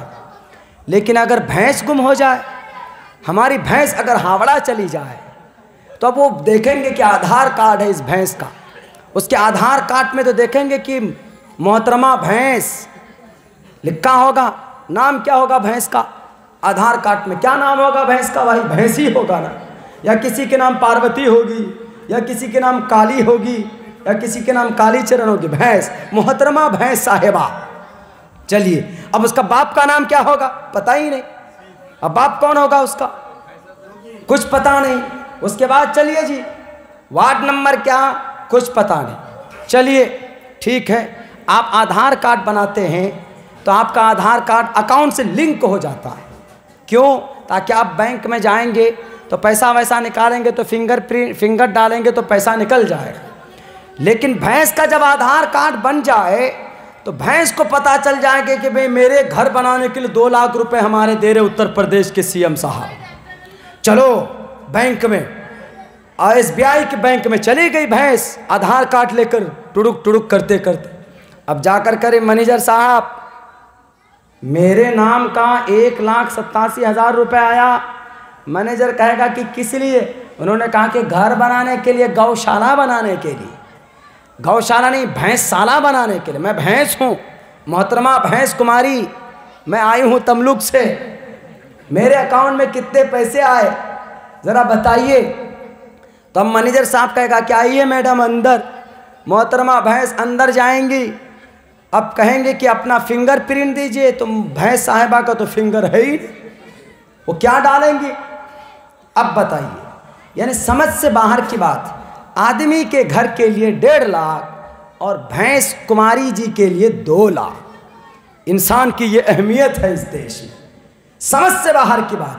تو اس عورت نے کہا، اس انگریز عورت نے کہا کہ 20 ایسی سنت ہے جس پر آپ مسلمان عمل نہیں کرتے، لیکن ہم کرسچن عمل کرتے ہیں، اور یہی وجہ ہے کہ ہم کرسچن لوگ عزت کی زندگی گزارتے ہیں، ہم کرسچن لوگ ترقی یافتہ ہیں، اور اللہ کے نبی کا فرمان بھی ہے جو لوگ نبی کے طریقے کے مطابق دنیا میں زندگی گزارے گا چاہے وہ یہودی ہو، چاہے وہ نصارہ ہو، چاہے وہ RSS والا ہو، چاہے وہ بجرنگ دل والا ہو، چاہے وہ شیو سینا ہو، چاہے وہ لال کرشن ایڈوانی ہو، چاہے وہ نرسمہانند سرسوتی ہو، چاہے وہ ہمارے پردھان منتری ہو، چاہے وہ ہمارے ہوم منسٹر ہو، چاہے وہ ہمارے ممتا دیدی ہو، چاہے وہ ہمارا کانگریس ہو، چاہے BJP ہو، چاہے وہ کوئی بھی ہو، کوئی بھی پارٹی ہو، کوئی بھی انسان ہو، کوئی بھی دھرم کے لوگ ہوں، جو بھی آدمی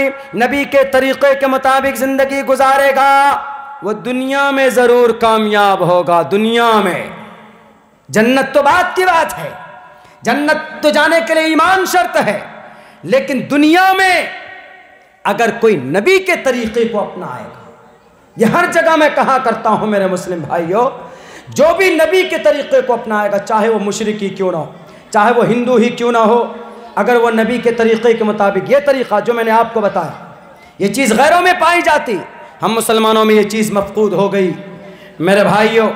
اسی لیے میں گزارش کروں گا، چونکہ وقت بھی بہت ہو چکا ہے اور میری آواز چونکہ پھنسی ہوئی ہے، میں آپ لوگوں سے یہی گزارش کروں گا، آپ سبھی حضرات سے، کہ آپ لوگ بہت اچھا اور خوبصورت جلسہ کیے، الحمدللہ بڑا کامیاب جلسہ ہے، لیکن ان جلسوں سے جو پیغام آپ کو ملا، ان جلسوں سے جو میسج آپ کو دیا گیا، اللہ سے یہ دعا کیجئے کہ اللہ آپ کو بھی عمل کی توفیق دے اور ہم کو بھی اس پر عمل کی توفیق دے، تب تو ہوگا معاملہ صحیح کہ ہاں بھئی جلسہ کامیاب ہو گیا۔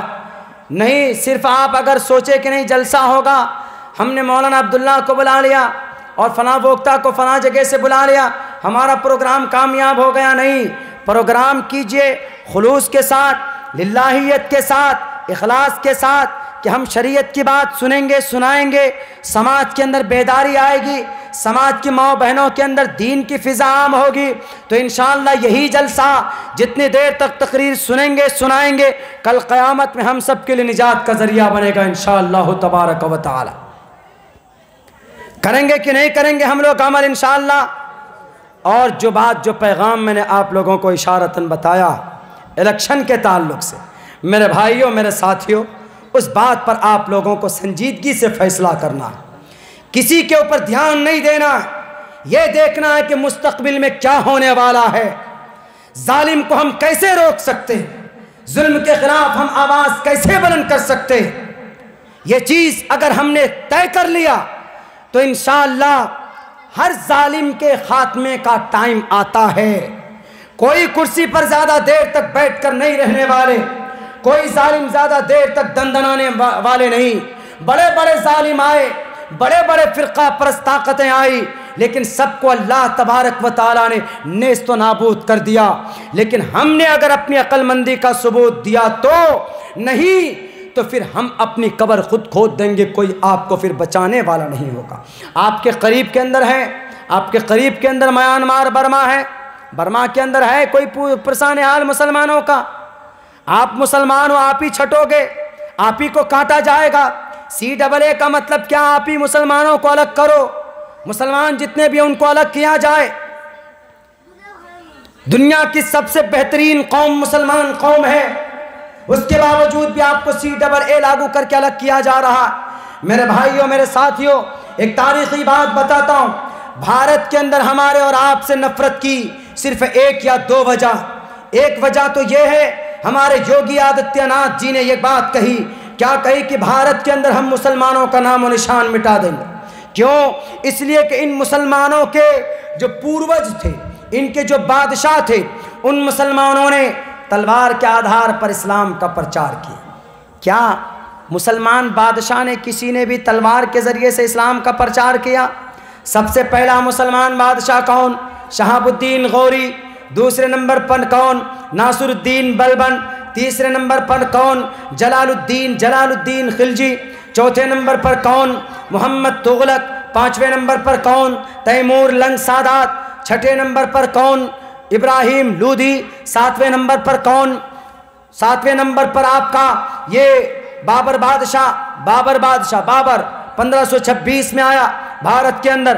بابر بادشاہ کے بعد، بابر بادشاہی مغل خاندان کا پہلا بادشاہ، مغل کا پہلا بادشاہ بابر ہے۔ بابر شروع ہوا، بابر سے لے کر 1526 سے لے کر 1857 تک 350 سوا 300 سال تک مغل بادشاہ رہے۔